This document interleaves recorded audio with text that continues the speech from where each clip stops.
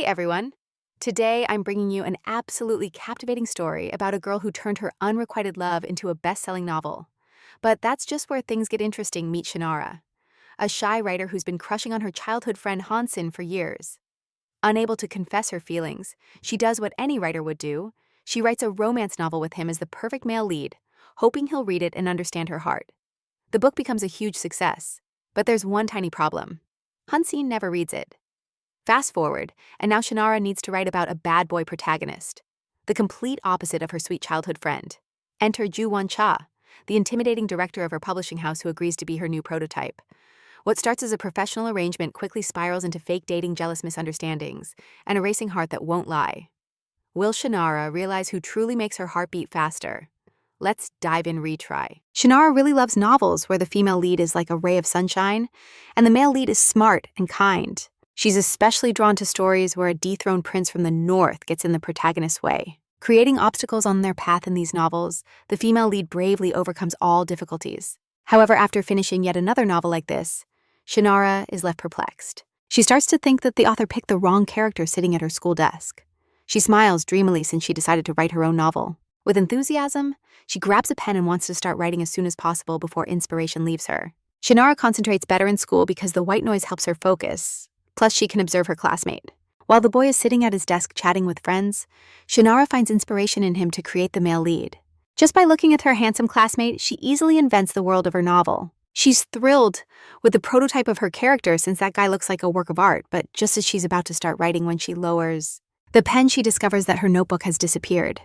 She looks up and sees two classmates, one of whom has her notebook in her hands. She smiles at them mischievously. The girls notice that Shannara often stares at the boys and takes notes. They suspect that there might be some rather spicy stories written there. The writer quickly denies the accusations, but they won't back down and decide to check for themselves what's written in the notebook. Opening the manuscript, they discover a romance. The girls mock the title. Shannara, panicking, tries to stop them, but suddenly, a male hand lands on her notebook. The tall blonde Han-Yun takes it without ceremony and examines it. With mild perplexity, the boy lazily flips through the pages and then directs his gaze towards the students. Han-Yun is annoyed that the girls are once again offending his classmate, but they claim it's just curiosity. He then asks Shannara if she really wrote this surprise by the long title of her novel. After flipping through a bit more of the notebook, Han-Sung smiles at her and finally understands what her story is about. Shannara thanks him for his help, but doesn't like that her classmate read her manuscript without permission.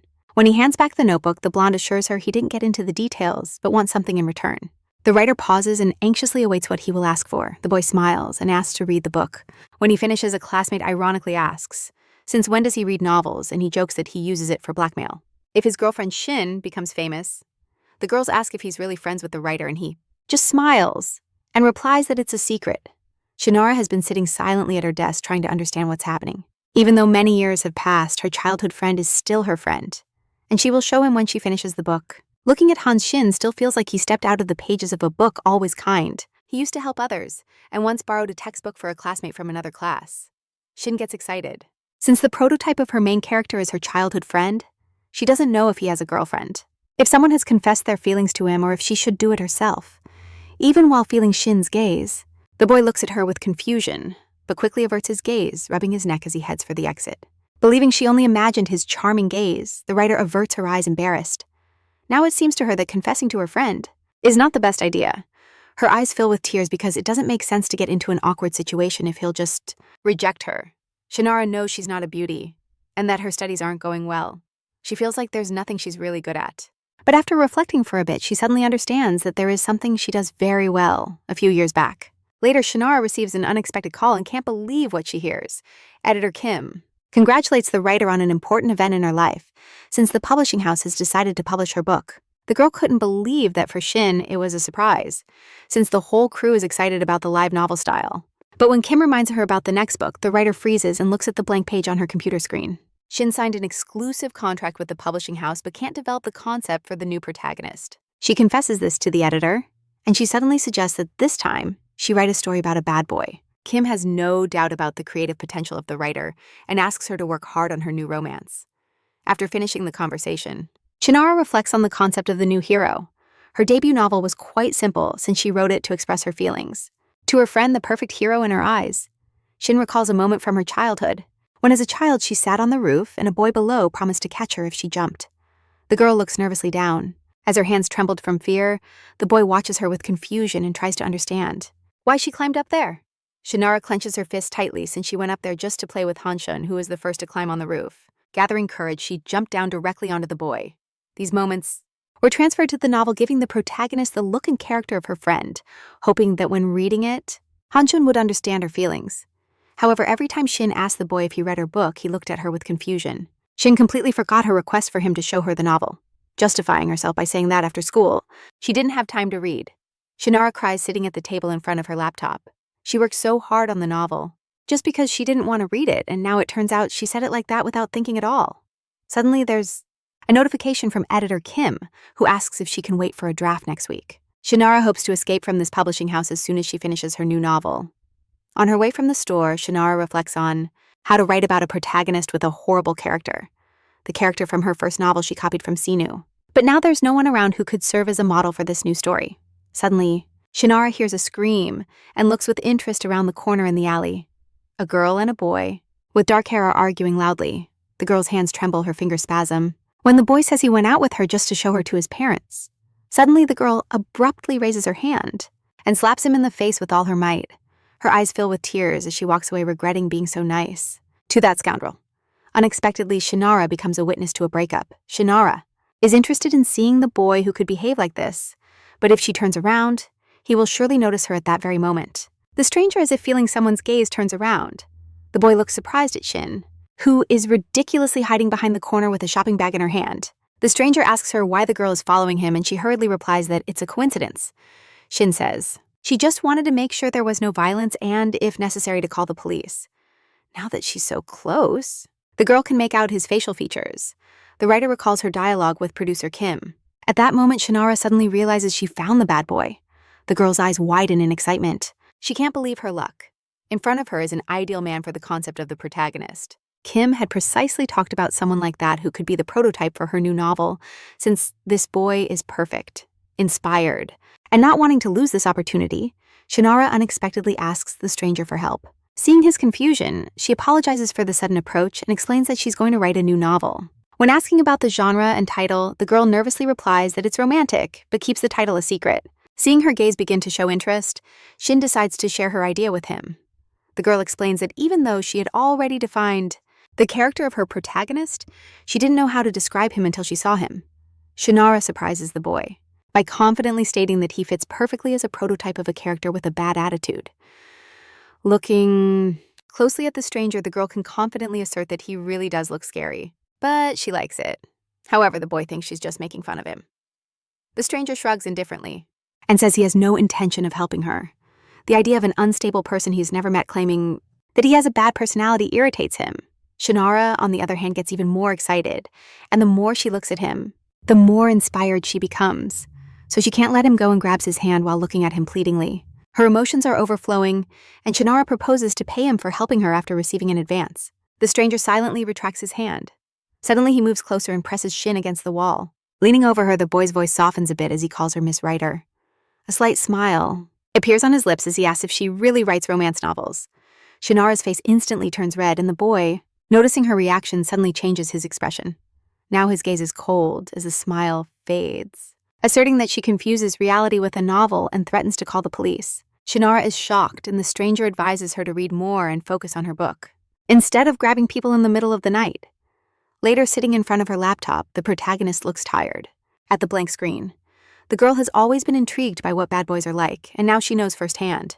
Remembering the events of that night, Shin exaggerates his words in her mind, imagining how he called her talentless. However, her anger towards the boy gives her energy and gritting her teeth and straightening her shoulders. She resolutely places her hands on the keyboard as she writes. Shannara quickly understands something strange. Her new protagonist is identical to the previous one, and the girl can't believe her imagination is so limited. Suddenly, the editor's phone rings, and Shin stops since today is the deadline, and she completely forgot about the timing. The writer takes a deep breath, picks up the receiver, and declares in a trembling voice that she had an accident.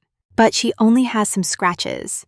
Kim wants to visit her, but the girl refuses, pretending that the doctors will keep her under observation for the whole month.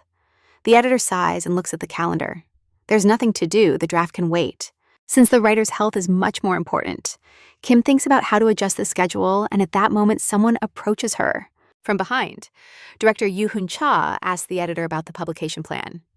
Kim explains that one of the authors had an unexpected accident and the schedule must be delayed by about a month. Noticing the attention on the director's face, they clarify that the author didn't suffer serious injuries and only needs to stay in the hospital for a few days. The editor is sure the girl will resume work once she leaves the hospital, since she always met deadlines.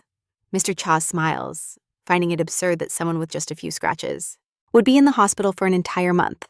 After a brief pause, he asks the editor for the writer's number. Jo Wong wants to personally check if the girl is lying, and if so, he will force her to work. Meanwhile, Shannara is in her room, mentally apologizing to the editor for the lie.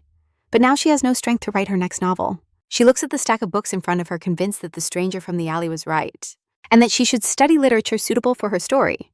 Shannara decides to start today and will spend the next month at home immersed in reading and work. But at that moment, she receives a message from Sinu, who asks her to come out for a moment. The girl doesn't understand how she ended up in a cafe with school friends. She's here only because Sinu asked her to come down, since she lived near her house. Now she listens to her friends' lively conversations.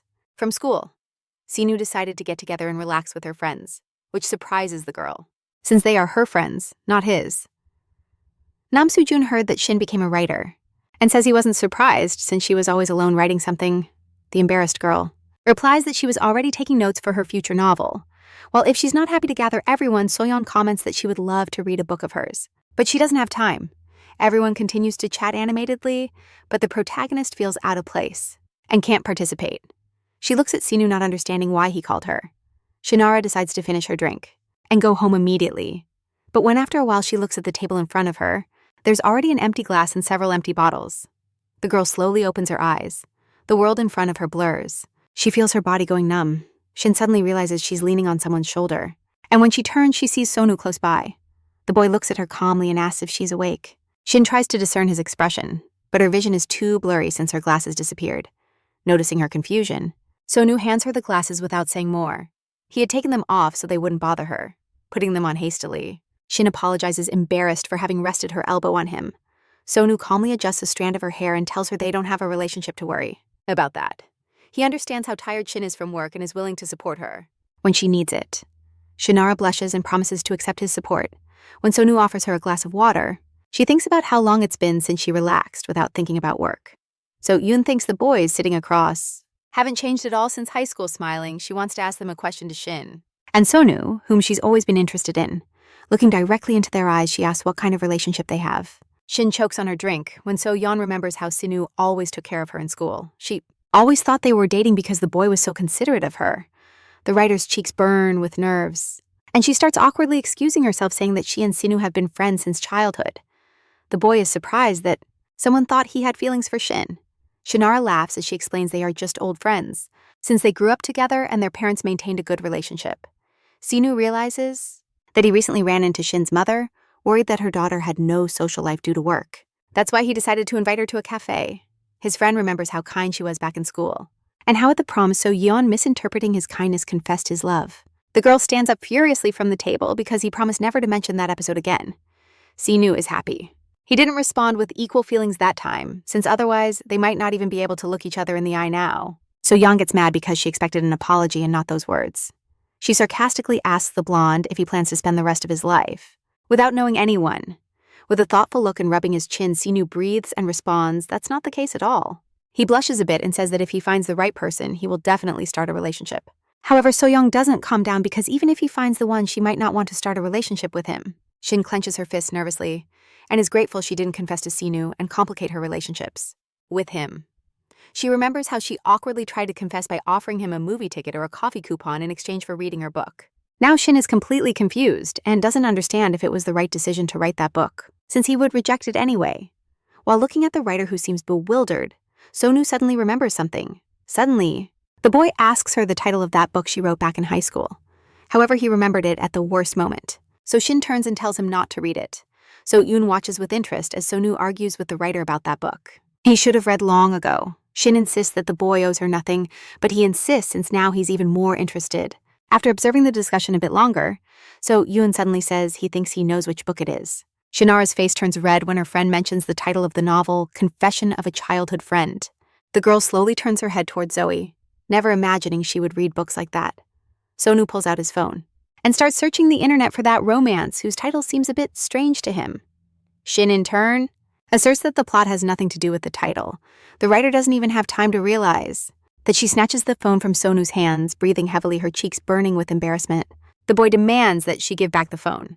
Opening the browser, History Shin is about to delete the search. But Sonu, with wide eyes, insists she doesn't look at her history. The girl doesn't understand what he's trying to hide, leaning closer to his face as she forbids him from reading her book, looking very serious. Shin insists that Jin might deeply regret that before the boy can react, she's already thanking everyone for the night and heading for the exit. Upon leaving the cafe, the protagonist takes a long breath. The air on the street smells of freshness and wet asphalt. On the street, she encounters a classmate who quickly came out to get some air, and now is surprised that Shin left the gathering so early. However, when the girl explains she has to work, he smiles and says he has something to tell her. In an expensive restaurant, two men are sitting at a table. One of them notes that it's impossible to look directly at his companion sipping from an expensive wine. Expresses concern for his friend who constantly works. Recently, he learned that Jean broke up with his girlfriend, and now wonders if his state is related to that event. But the other, not lifting his gaze, asks where he knows that information. The man is annoyed by the question since he was the one who introduced John to that girl who, by the way, worked precisely in that restaurant. He doesn't understand why Jean even entered a relationship if he hates dating and even the very idea of marriage. The man clarifies that his parents pressure him on that topic and it's easier for him to show them he has a girlfriend to buy time. His friend nods in understanding. Knowing that John's mother has always been quite persistent, he realizes that John has a romance book, and that contradiction makes him laugh. The man calmly explains that it's part of his job, since his publishing house published a novel that became a bestseller. His friend understands how complicated it is to be a director of a publishing house but barely manages to continue when suddenly he hits the book with his fist. He actually started reading this novel to understand how a lying writer ignores calls. Upon leaving the restaurant, the man tries calling Shannara again but only hears the voicemail. He's annoyed that after so many calls, the girl never returned his call. He cuts the call, deciding to try again later. The man is just about to leave when a noise catches his attention, and looking further, he suddenly recognizes a familiar figure. Meanwhile, Shannara listens to her classmates' complaints about how all his relationships end badly. The girl listens politely, but inside she already regrets getting into this conversation, which isn't even good for a novel. She's just had her heart broken too, so after listening a bit more, she advises him not to be sad and says goodbye, apologizing. Suddenly, the boy confesses that it was he who asked Shin to call him today. Leaning over Shin, he tells her that he remembers how she looked at him in high school, and although he claims that her eyes were filled with love back then, Shin doesn't remember anything like that. According to the boy, when he felt bad after a breakup, the idea that someone loved him gave him security. The writer's conscience automatically compares Sinu and her friend to a crown prince and his pet since they were always together. The boy asks why Shin is quiet and if he made her uncomfortable. The girl apologizes and confesses she doesn't even remember, his name scratching her blushing neck and explaining that she wasn't looking at him. This makes her interlocutor tense. The confidence in his gaze turns to irritation as he leans over Shin abruptly, fists clenched in anger, not understanding why she doesn't admit she was staring at him. The boy, whose name she doesn't even know, suddenly starts yelling at her, and the girl fears he's going to raise his hand against her. Chi, observing the scene, calmly calls the police and reports a drunk man about to hit his girlfriend. Hearing this, the boy who had been shouting immediately shuts up and looks at the man in surprise. The boy is indignant at being reported to the police by a girl he isn't even dating. Exhaling slowly, Che calmly looks at him, slightly tilting his head. The man coldly states that he thought he witnessed physical violence. The boy in the cap is clearly annoyed by the interruption from a stranger and demands an explanation. Che, equally impassive, suggests he leave before doing something he'll regret. That infuriates him even more. He approaches the stranger and yells that he's meddling where he doesn't belong, trying to grab his hand, but the man sharply rejects him. The man in an expensive suit and brand watch looks sternly at the boy. Inside, the feeling arises that joking with that stranger is not good, and he steps back. Only now does he notice the fatigue on his face, dark circles under his eyes and disheveled hair, from hours of work unable to withstand the intensity of the gaze. The student turns around and quickly runs away, silently looking at the girl next to him. Che averts his gaze, realizing Shin thanks him for his help and quickly explains that she's not his girlfriend. His mood lifts, and he even offers her a coupon as a sign of gratitude.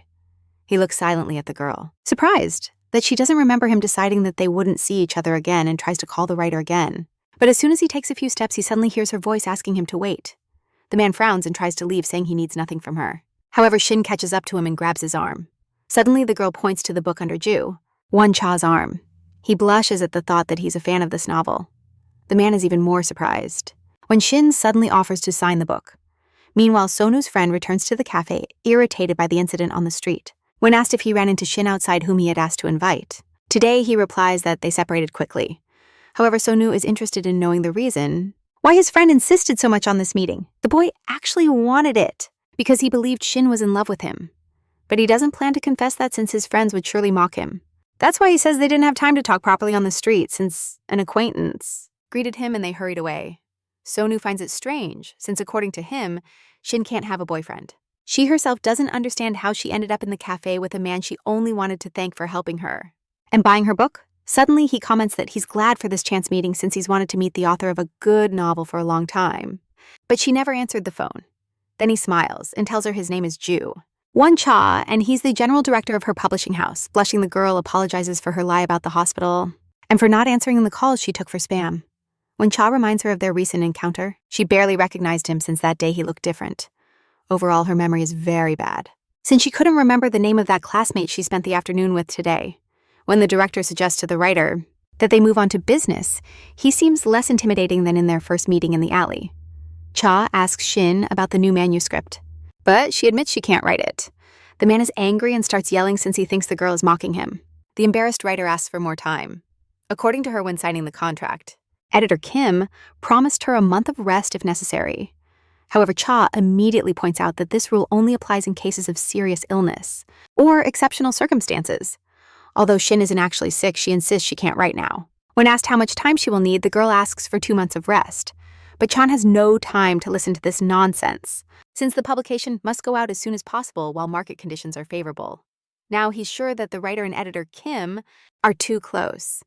However, the director looks at the girl in front of him and understands that it's easy to manipulate her.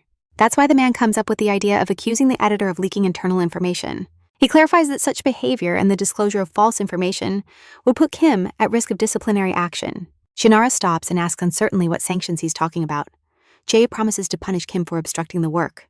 And to heighten the drama, he breaks the stick he's been twirling in his hand, deciding to scare her even more into writing and announces his intention to fire the editor to save Kim. Shinara confesses to the director that there's a reason she can't write. With courage, she suddenly accuses Juncha of being guilty of everything. The man stands still, perplexed, and demands explanations. Shin remembers how he himself advised her to give up writing, after which she couldn't write a single line. Cha exhales sharply, wondering how he could say such a thing to a writer. But suddenly he remembers something the girl said in the last meeting, and mentioned that she wanted to write about a bad boy. Then he simply ignored it and advised her not to say nonsense, but to go read books. Although his advice wasn't bad, she interpreted it completely differently and decided to give up writing. Chala stares at her, seeming to realize that the writer wasn't lying when she said she couldn't write, without an example. The man presses his lips together in anger as they have a tight schedule. But this girl only brings problems. Collecting his thoughts, he asks her to explain one thing, placing his hand on the book. Cha remembers how in their first meeting, Shin told him she could finish the novel if she had a prototype. Nervously mixing her drink, the girl says she's currently researching and will need 1 or 2 more months. The director stands up and states it's useless to waste time on self-research. The man adjusts his tie and says, as a reference, he needs a real person. The girl completely agrees, but there are some problems with that. Leaning towards Shin Cha, asserts that there's nothing to worry about since he now has an excellent reference. The writer stops and looks at the director closely, trying to understand his words. She can't believe he just offered himself as a prototype for her next novel. Shinara tries to say something, but the overwhelming emotions leave her with only a groan. Realizing the absurdity of her situation, Shin chokes on her drink, trying to catch her breath, and accidentally spits the liquid right at the director, who freezes in place, looking at her tiredly. The man suggests finishing the conversation and taking the writer home. At first, she refuses, but noticing his threatening gaze, she gratefully accepts. At that moment, the man seems as intimidating as in their first encounter.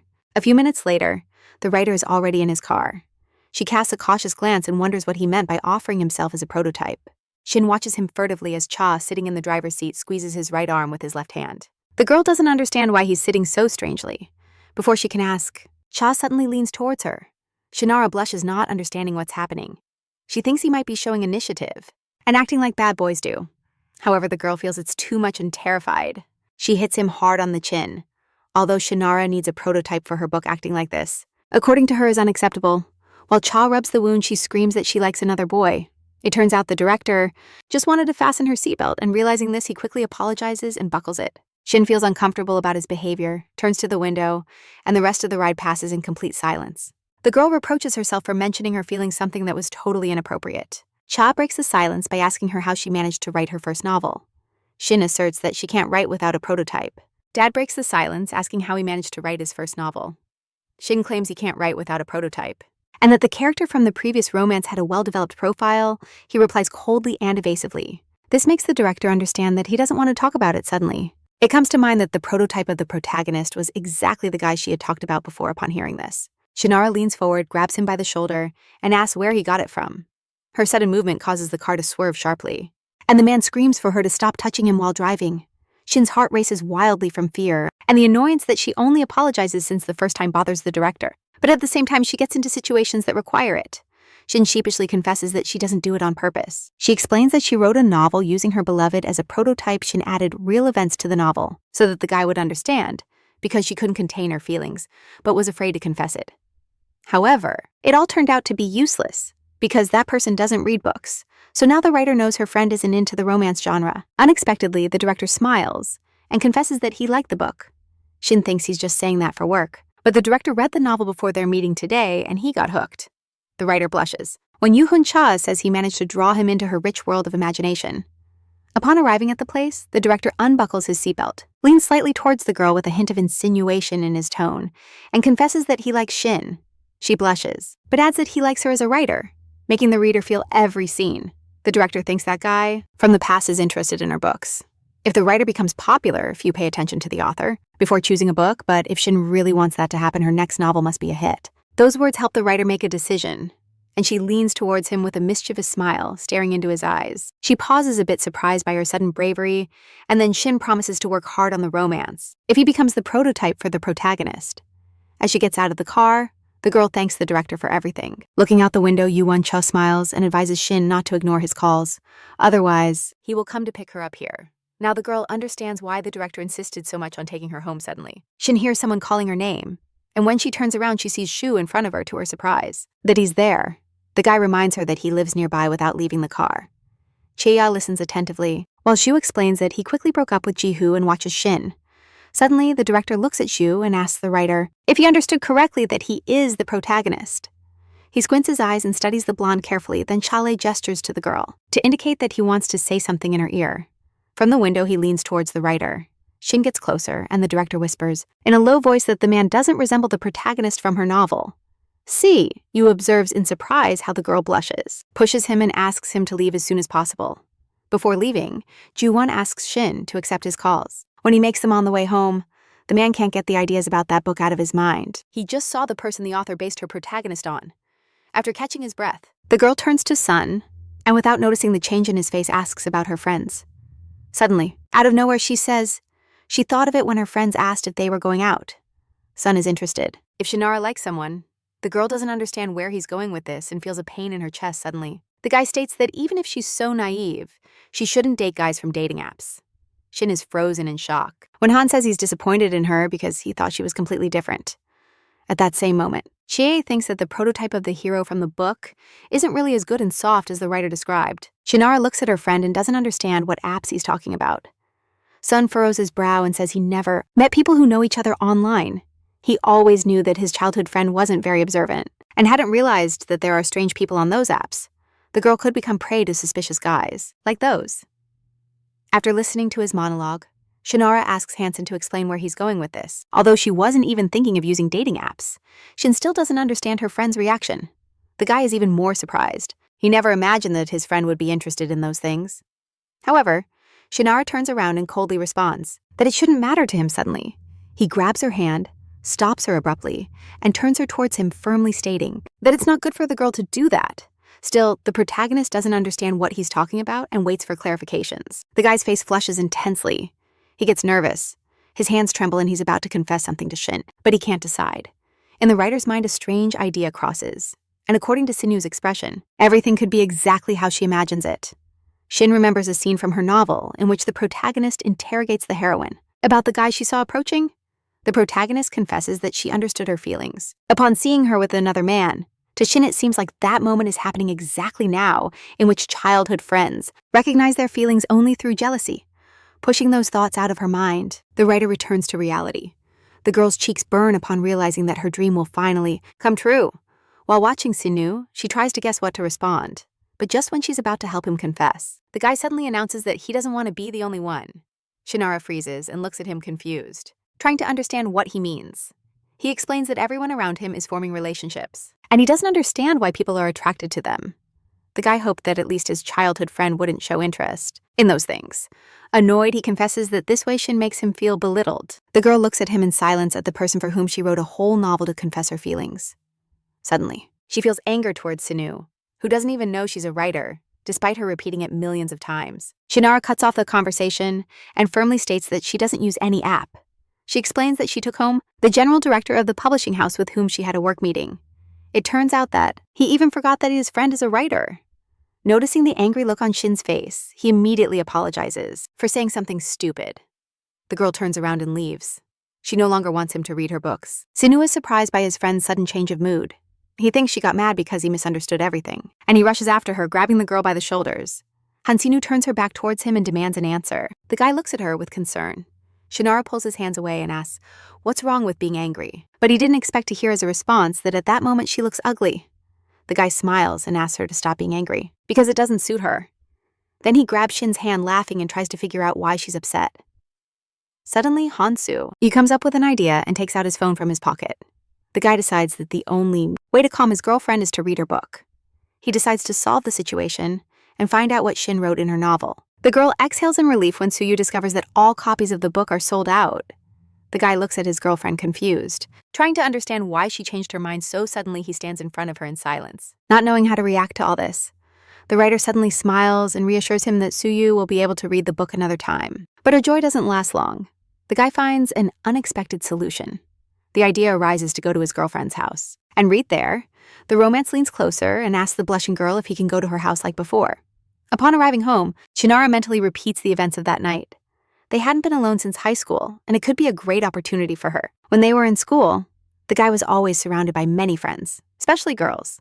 All were attractive, stylish, confident, knew how to dress well, and understood the art of making an impression. Unlike them, she wore loose clothes often out of season because she was too busy with her manuscripts. Probably that's why Shukwa concluded that she showed not the slightest interest in relationships. The protagonist decides to change her image and starts by going to a beauty salon. The hairdresser hands the phone to the protagonist, informing her that it has been ringing constantly, but Shinara doesn't want to talk to anyone and asks the girl to turn it off. The hairdresser places the phone on the table next to the glasses and begins her work. They propose a thermal treatment for her hair, and she accepts without hesitation. Meanwhile, director Jiwa sits at his desk, irritably reviewing the message exchange with the writer. It infuriates him that attempts to contact Shin again yield no results, despite her promising to respond to calls. Editor Kim enters the office and immediately notices the anger on her boss's face while handing him the report. She mentions that today he has a meeting with a new author. Jua Wanjua reminds the editor not to mention the break month, as she did in Shin's case. Kim hurriedly assures her boss that she won't do it again. The editor acted that way with Shin simply because she felt sorry for her. Che gets up from the table, adjusts his suit, and heads for the exit. Before leaving, he informs that he plans to meet the writer he will now personally supervise. Upon arriving at Shin's house, the man tries to call the girl again. His frustration grows because he hoped not to have to look for her again. However, he is still here and is still trying to call. After the first signal, he suddenly hears the melody of the phone nearby. When he turns around, he sees a girl with a hat covering her face. Upon hearing the call, Shinara remembers that she was going to check her messages. The man looks at her in surprise, hoping the girl will notice him. Shin gets closer, and their gazes finally meet. When the protagonist feels his gaze, she stops terrified. She instantly turns around and runs away as fast as she can, away from the director. He quickly catches up and pushes her against the wall, preventing her from escaping. Shin doesn't get the chance to apologize, and he calls her again to check if she noted the number down correctly. As the melody continues to sound from her purse, he concludes that she's ignoring him on purpose. Shin tries to convince the director that things aren't like that and that she surely would have brought the manuscript if he had given her a bit more time. All this time, the girl, for some reason, continues to avoid the man's gaze, who is watching her intently. JK grabs her hat and demands she at least look him in the eyes during her attempts to justify herself. Shin pulls away his hand and the hat hits the asphalt. The man is frozen in surprise. The writer blushes with embarrassment because the result of the haircut was a disaster. Her hair absorbed too much perm solution, but the hairdresser didn't have free time today to fix it. While sitting in the cafe across from the embarrassed Shin, the director tells her that if she was afraid of looking, like that she should have answered the calls. The girl apologizes, but Chala remembers that he asked her to avoid situations where she would have to apologize. Shinara can't concentrate because the director's threatening gaze frightens her. Suddenly, the hat falls off again and the director covers his face with his hands. Shinara stands up indignant at his laughter. Although he claims it was a sneeze, the girl knows the real reason for his joy. The man adopts a completely serious expression again. He asks her not to exaggerate since he doesn't care if her hair is chemically curled or shaved. Her head! Those words will hurt her because if her appearance has no value to him, there was no point in changing. Seeing the discontent on his face lowered towards the laptop, she suddenly feels like maybe she softened up too much. She tries to explain that she was just surprised by her sudden decision to change hairstyles. Moreover, even so, she looks good, and the more he looks at her, the more he likes Shin. She blushes and confesses that she just wanted to change a bit for that friend she had talked about before. For those words, Cha furrows his brow and asks how the girl can talk about dating if she doesn't even have time for work. The director reminds her of the deadline and that she must finish the manuscript as soon as possible. The writer stares intently at the person who proposed to be the prototype for her new character. Although he often seems quite adorable, he is actually just horrible. Shinara decides to use the anger she feels towards Juwoncha and absorb all that wave of emotions. Unexpectedly for herself, it inspires her and her fingers begin to type rapidly on the computer. After a while, she finishes and hands the laptop over to the director. While reading it, the writer can't shake the idea that he will fire her right now. However, after finishing reading, he calmly looks at the girl. According to the director, finding a prototype was the right decision for Shin. He smiles, praises her work, and admits that he likes her style. The girl has seen his smile before, but now it looks completely different, and that embarrasses her somehow. When asking Cha if Shin really sees her like that, the writer rushes to justify that she only felt inspired by him. Trying to understand what suddenly changed in the director, she notices he simply put on glasses. Shinara looks away and gazes out the window, where she realizes her reflection. Maybe the difference in the director's perception is due to both wearing glasses. However, the girl isn't clear on why they look so different, and the idea arises to change her glasses for new ones. While watching Shinara, the director reflects on what's happening. In his mind at that moment, he has met many writers, but this girl seems especially strange to him. Making sure the work is finished for today, Charlie suggests that the writer leave, but she asks him to wait a moment. Meanwhile, near this cafe, Sonu tries to arrange a meeting with some of his friends, but everyone is busy. When the guy left home, his mother stopped him and asked where he was going. Upon learning that her son was heading to Shinara, she forces him to change clothes and clean himself up. And although Sonu prepared properly for the meeting with the girl, she strangely asks him not to go. As he decided to leave the house, he entered a place to have coffee. But as he approaches the cafe, Sun's gaze suddenly fixes on a familiar figure behind the glass. Shinara, sitting at a table with her glasses off, stares at her reflection in the glass. When the girl puts her glasses back on, her gaze meets Sun's and she freezes for a moment. Feeling embarrassed, Shin lowers her head onto the table. The protagonist hopes that the guy she didn't expect to see here hasn't noticed her. She quickly stands up and asks the manager for permission to use the bathroom before leaving, but she can't hide because Sun already entered the cafe and is now calling her. The guy is upset because she canceled their date under the pretext of important matters while she's here with someone else. Sun demands explanations, but Shin is turned away like stuck in place and fears turning around. The girl tries to change her voice and convince her friend that he's mistaken. Trembling with nerves, she doesn't turn. Hansen scratches his neck. Apologizing embarrassedly, says he mistook her for a friend. Seeing that the girl is frozen, the guy thinks she feels unwell and takes a few steps towards her while internally begging her not to come any closer. Shinara says she's fine upon noticing a tremor in her body. Sunu suggests going to the nearby hospital. The guy offers to accompany her to the doctor if she's afraid to go alone. At that moment, Ju Won-cha's voice resonates from the side, tired of having waited for her for so long. Sunu turns and looks at him curiously. Shelly scans with a cold gaze and is unpleasantly surprised by their encounter. While the man approaches the still girl, Sunu tries to remember where he knew her from. As soon as the writer understands that the director is going to mention her name, everything in her freezes. She realizes she can't allow it and decides to stop him. The girl demands that he stop and Cha not understanding freezes. Shin is afraid of being recognized, so she runs alongside Sunu and throws herself into the director's arms. The blonde is completely bewildered by what is happening. Meanwhile, Cha tries to understand why the writer suddenly hugs him so tightly. He attempts to separate her, but the girl clings tightly as she announces to Sunu that there's no need to take her to the hospital because she can always ask her boyfriend for help. The protagonist fears that Cha will reject her, causing her hat to fall off and Han-san sees her awful hairstyle. The director, clearly confused, looks at the girl trying to get rid of the guy who is staring at her. Shin lifts her head and begs the man to help her, as she doesn't want Shin to see her like this. Upon hearing this, the director fills with rage. But at that moment, he hears the guy's voice, who is next to him. Hansun says he envies them, but he was worried about the girl and wanted to take her to the hospital. Yugon Cha looks silently, gritting his teeth in fury while Shin hugs him, feels a chill run down his body. The atmosphere tenses, and the girl perceives a growing wave of uncontrollable anger from the director. Assessing the risks, Shin understands that now, less than ever, she wants her friend to see her disastrous hairstyle. The girl raises her head because Cha keeps an odd silence, something that doesn't even go unnoticed by Seon. The man grips her shoulders and whispers that they'll pay for it later. His expression suddenly changes and the director gives her a kind smile. The writer watches in amazement, the transformations happening before her eyes. When turning to Yoon, the man apologizes, justifying his strange behavior as a surprise. He hugs her and introduces himself as her boyfriend. Grabbing her hand, Yuan Cha apologizes for not noticing her bad state. The protagonist looks at him in silence, praying for it to end soon. The man offers to take her to the hospital. Anyway, Shin, scared by the prospect of returning to her car, insists that she can go alone. Turning to Jin, Shin, you won't chat, points out that the girl's discomfort at his insistence, although she understands the guy is just showing concern. He can take care of his girlfriend. The man, with a smile, advises her to take care of her partner when she has her. He hugs her waist and leads her out of the cafe. The protagonist turns and bids farewell to Sin, hiding her face under a hat. He looks at her in surprise, thinking that maybe he overreacted again. But suddenly Sin wonders how that man knew she didn't have a girlfriend. Already on the street, the director tells Shin with discontent that he hates getting involved in others' affairs almost as much as he hates accumulating deadlines. He asks the girl to resolve her problems from now on and not involve him anymore. The protagonist blushes, thanks to Yuan Cha, and apologizes for the situation. The director, with a serious expression, reminds the girl that now she owes him and demands that she send him the sketches before the deadline. Shinara asks for permission to go home, and he lets her go. At that moment, the man's phone rings with a call from his mother, and this doesn't amuse him at all. Shin can't get far, and when Cha finishes the call, he suddenly calls the protagonist again. She is surprised that he asks her to pay him for his help right now because she thought it was about romance. The director explains that writing the book is Shin's job and has nothing to do with it. And now, the girl must go somewhere with him. A little later, they're already in a beauty salon where the stylist gives Shin a new look. Cha is amazed at how much the girl's appearance, which initially seemed so normal, has suddenly improved. The makeup artist is surprised at how pretty Shin looks, since even the man she mistook for her boyfriend is at a loss for words while stating that he is not her boyfriend.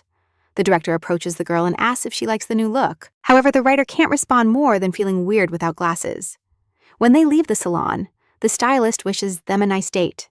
Still, not understanding where they are going, Shin decides to ask the man without taking her eyes off the phone. Cha repeats that they have to go somewhere together. The protagonist can't even imagine what he has planned. As Ju-won Cha approaches, he touches a strand of the girl's hair and comments that it would be a shame to go home. Thus, he wants to indulge a bit more in looking at Shinara dressed. The plan that Ju-won Cha decided to drag his new friend into, he thought of a few days earlier when he was meeting with a friend. His friend got tired of listening to his complaints and suggested to honestly tell his mother that he was not interested in relationships. According to his friend Ju-won, Cha would really benefit from dating someone. The man was annoyed that he didn't even listen, but his friend partly understands his mother, since he works too much and looks horrible, and the woman worries about her son for not going out with anyone. Moreover, Ju-won is not at all interested in marriage. That's why his friend proposed that a possible wedding would turn out unfavorable. To the woman, it should seem that the future daughter-in-law would take not only her son, but also all his fortune. In that case, she no longer wanted to hear about marriage. This idea came from a romantic book, something like the ones Ju-won Chia reads. Now all that was left was to find someone willing to be used for that plan. According to his friend, it's easier to find someone to exploit than to find someone who truly loves him. Although the idea seems silly to Cha, nevertheless, it stuck in his mind. And there he is, the man sitting in a cafe hugging Shinara, introducing her to his mother as his girlfriend. The woman looks astonished at her son, as she never imagined he was dating someone. She couldn't conceive that a girl would be by his side. Cheji observes his mother's surprised face and understands that the plan could work. The man turns Shin around and takes her hand. He comments that she reminded him of someone so obsessed with work, as he is. What are real feelings? Then Chase kisses her hand and states that he brought her here to show his serious intentions. Then he proposes to date him with the goal of marrying. The protagonist's face is covered in sweat, and her cheeks flush. Yet Ju-won Cha's mother immediately intervenes in the situation. The woman looks at him seriously and asks if they are rushing things too much. These words bring her back to reality, as she had gotten a bit excited and forgotten that all this isn't real. Before entering the cafe, the director had asked the girl to behave in a way that his mother would consider inappropriate for him. The protagonist thought it was inappropriate to act like that with adults, but she had to repay Chi for his help. Although the girl didn't fully understand what was happening, she promised to do her best. In any case, Shinara didn't even have to say anything. At first glance, the woman decided that this girl was not suitable for her son. She decided to change the subject and asked Shinara what she did. She scratched her neck and replied that she was a writer and worked from home. The woman looks harshly at her son and is interested to know if this has anything to do with the past. It angers her that he has chosen someone from the company again. Ju-won furrows his brow and asks his mother not to mention the past, to avoid making everyone uncomfortable. The woman agrees, but states that the writer is not suitable for them. Shinara tries to understand their conversation and comprehend what past they are talking about. It turns out the woman believes that writers do not seek marriage. The busier the man is, the more attentive his wife must be. And according to her, Shinara is not at all. Grabbing her bag, she suggests pretending she didn't hear anything. The protagonist fidgets nervously with the hem of her short dress. Although Shin doesn't fully understand the conversation, she is angry that the woman thinks that writers are incapable of maintaining relationships. Sure, she's somewhat inexperienced, but she still tries to express her feelings to the man she likes. Unable to hold back any longer, she asks the woman who is already preparing to leave what is wrong with her. The woman looks surprised at the girl who suddenly takes a cube of ice from her glass and starts chewing it. When Shinara just began to write, she received a lot of negative criticism. However, the antagonist of her novel, due to that hate shown even more. Now the writer knows exactly how to be unpleasant, so she crosses one leg over the other and smiles wickedly. The girl states that without her, the director, she probably wouldn't have been able to find anyone. Although Ju-won clearly understands why she does it. It annoys him to hear those things about himself. Before the man can rest, Shinara grabs his tie and pulls him towards her, reminding Ju-won-cha that he proposed to date and then marry. The woman standing in front of her is in shock at what is happening. In the next instant, Shinara accepts the man's proposal in front of her eyes. She said without thinking because she was angry, but half a minute later, she no longer knows what to do next. She quietly asks Jungwon-cha about it. She thinks she should have thought before pulling his tie, but her mother's words truly angered her, and she couldn't contain her emotions. The man looks at his mother, and relieved understands that she didn't catch on to anything. At this moment, another idea comes to Shinara's mind, and she gets up from the table ready to say something. Cheya decides to save the situation. He also gets up and interrupts the girl. Cheya hugs the protagonist and looks into her eyes, angrily. The man pulls out his phone and tells his mother that he has an urgent work call and must go to his office immediately. The woman, stunned by what just happened, cannot articulate a word. The cafe patrons watch curiously the exciting family dispute. While asking Yu-won-chai, he promises his mother that he will visit her later with Shin, and they will talk about everything. Han Sin-yu walks down the street, talking on the phone. The girls nearby suddenly start admiring a man. The guy is interested in taking a look at the one they are discussing. With such interest, Yu-won-chai and Shinara approach him. Han Sin-yu recognizes with surprise the man he recently bumped into at the cafe. Upon seeing the girl by his side, envy rises again in the guy. Meanwhile, Shin explains to the director how uncomfortable she felt when Chaeyu suddenly hugged her. However, Ju-won, are you sure that otherwise they wouldn't have been able to leave there so quickly? The girl felt uncomfortable when he grabbed her by the waist, since the material of the dress is thin and she has complexes about her weight. To the man, it seems that it's not worse than grabbing his tie. Suddenly, Shinara feels someone watching her and quickly hides behind Ju-won. Cha! Peeking out, the girl tries to identify who it could have been, although the man thinks she's imagining things. Shin can't shake the feeling that she is being followed. The director becomes more convinced of how eccentric the writer is. However, the girl keeps insisting that her instinct has never failed her. Suddenly, Ju-won-chae understands exactly what is happening. Now he realizes how short and provocative she chose for this meeting. The man immediately takes off his jacket and drapes it over Shinara. He is sure that if she covers herself, no one will look at her. Suddenly, Yoo-hoon-cha invites the protagonist to dinner, a while. Later, they are sitting in the restaurant and Shinara talks non-stop about nonsense. The director looks tiredly at the girl, whom he invited just out of courtesy and didn't expect her to accept. The protagonist picks a place. She had wanted to go for a long time, but hadn't been able to since there were no tables for one. Listening to her endless chatter, the man wonders if she is shameless or just naive. Shinara gathers her hair so it doesn't get in the way. While eating, Ju-won-chi remembers with a smile how her gaze changed when he caught her holding his tie. The protagonist explains that she simply drew inspiration from his internet stories and tried to behave like a villain. The director listens tiredly to Shin's story about how she eliminated a character from her story. But then she started receiving comments saying that the story had become boring. Only now does the girl realize that while she was talking, Ju-won prepared the meat for her instead of her.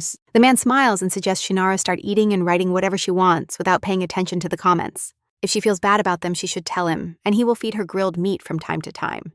In the writer's mind, two feelings struggle. On one side, she's willing to melt for his words, and the other insists it's just business. Shinara lowers her head onto the plate and silently chews on the meat from the heat of the grill on the table. Jo-won-cha feels hot and unbuttons the top buttons of his shirt. At that moment, he looks so attractive that the girl lowers her head even further and avoids looking at him. Finally, the draft is ready, and Shinara sends the email to the editor. She wanted to finish her work on time, so she had to work all night. Lying in bed, the girl thinks that now she has dark circles under her eyes, just like the director. But thanks to Yoo-hoon, Cha was able to finish his draft because it looks so impressive. Next to the grill, it turns out that attractive people can be a source of inspiration, even when they're just cooking. Take a look at the director's coat still hanging on the rack. He already took it to the dry cleaners, but he hasn't had time to return it, even though Yeoncha agreed to be the prototype for his novel. The girl finds it strange to call him that. First, suddenly, Shinara gets an idea and grabs her phone. The next day, the protagonist meets with the editor at a cafe, who loves the draft of the novel. Unlike the first book this time, one can feel like the protagonist. While reading, Kim thinks that this time the atmosphere of the novel is completely different. Shinara feels immensely happy. Hearing such a comment, she thanks the editor and is about to leave when suddenly a colleague compliments her new style. It even seems like the writer plans to go out with someone. After the meeting, Shin even chokes when Kim suddenly asks if that person is related to the change in her writing style. She tries to convince the editor otherwise, claiming she found a prototype with a similar energy. The protagonist blushes and confesses that she doesn't even have a boyfriend, although she's going on the date. Her style hasn't changed at all. That's why when Shinara met Yeoncha and returned the jacket, for some reason she put it back on. Looking around, she confessed that she feels uncomfortable when she's not wearing a jacket. The girl didn't understand anything, and the director struggled to find the words. Finally, he took her by the shoulders and asked her to listen to him with gritted teeth. Yeoncha said he wants her to understand well that he thinks the new style suits her really well. But the people around her look at her in such a way that it would be better to wear a jacket. The protagonist looked at him in silence. Surprised by the flushed face of the man from excitement, she tried to process his words and suddenly blushed too. The girl saw something on TV about oversized style, and now understood that apparently Cha knows more about women's fashion than she does. The man was glad she hadn't understood the real cause of her blush and suggested having dinner. After this encounter, he decided to search online for something similar, but he didn't find anything. So before returning this garment to the director, the protagonist decided to show herself like this to Hansin. The writer admits to Kim that all the changes in her happened thanks to her prototype. Since this novel is developing much better than the first, the editor thinks that she should thank the girl who inspired her. Suddenly, the protagonist remembers director Cha, which alerts Kim, but the girl is eager to find out where he is now without revealing the whole truth. So she pretends to be someone who needs to apologize to him. Kim wonders and replies that the director isn't in the office right now. He probably has an important meeting. This way, the protagonist is surprised to discover that Yeoncha hasn't shown up for work for a long time. After meeting with the editor, Shinara heads to the university where Hansin studies, and the girl hopes to run into him.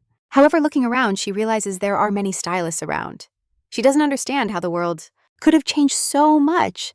If she remembered her university completely different, she assumes Shin was so immersed in writing that she didn't even notice. However, director Cha told her that style suited her well. This injects confidence into the protagonist that Han Sinu will have a similar reaction. The students passing by look at the girl in surprise as she bows to someone invisible.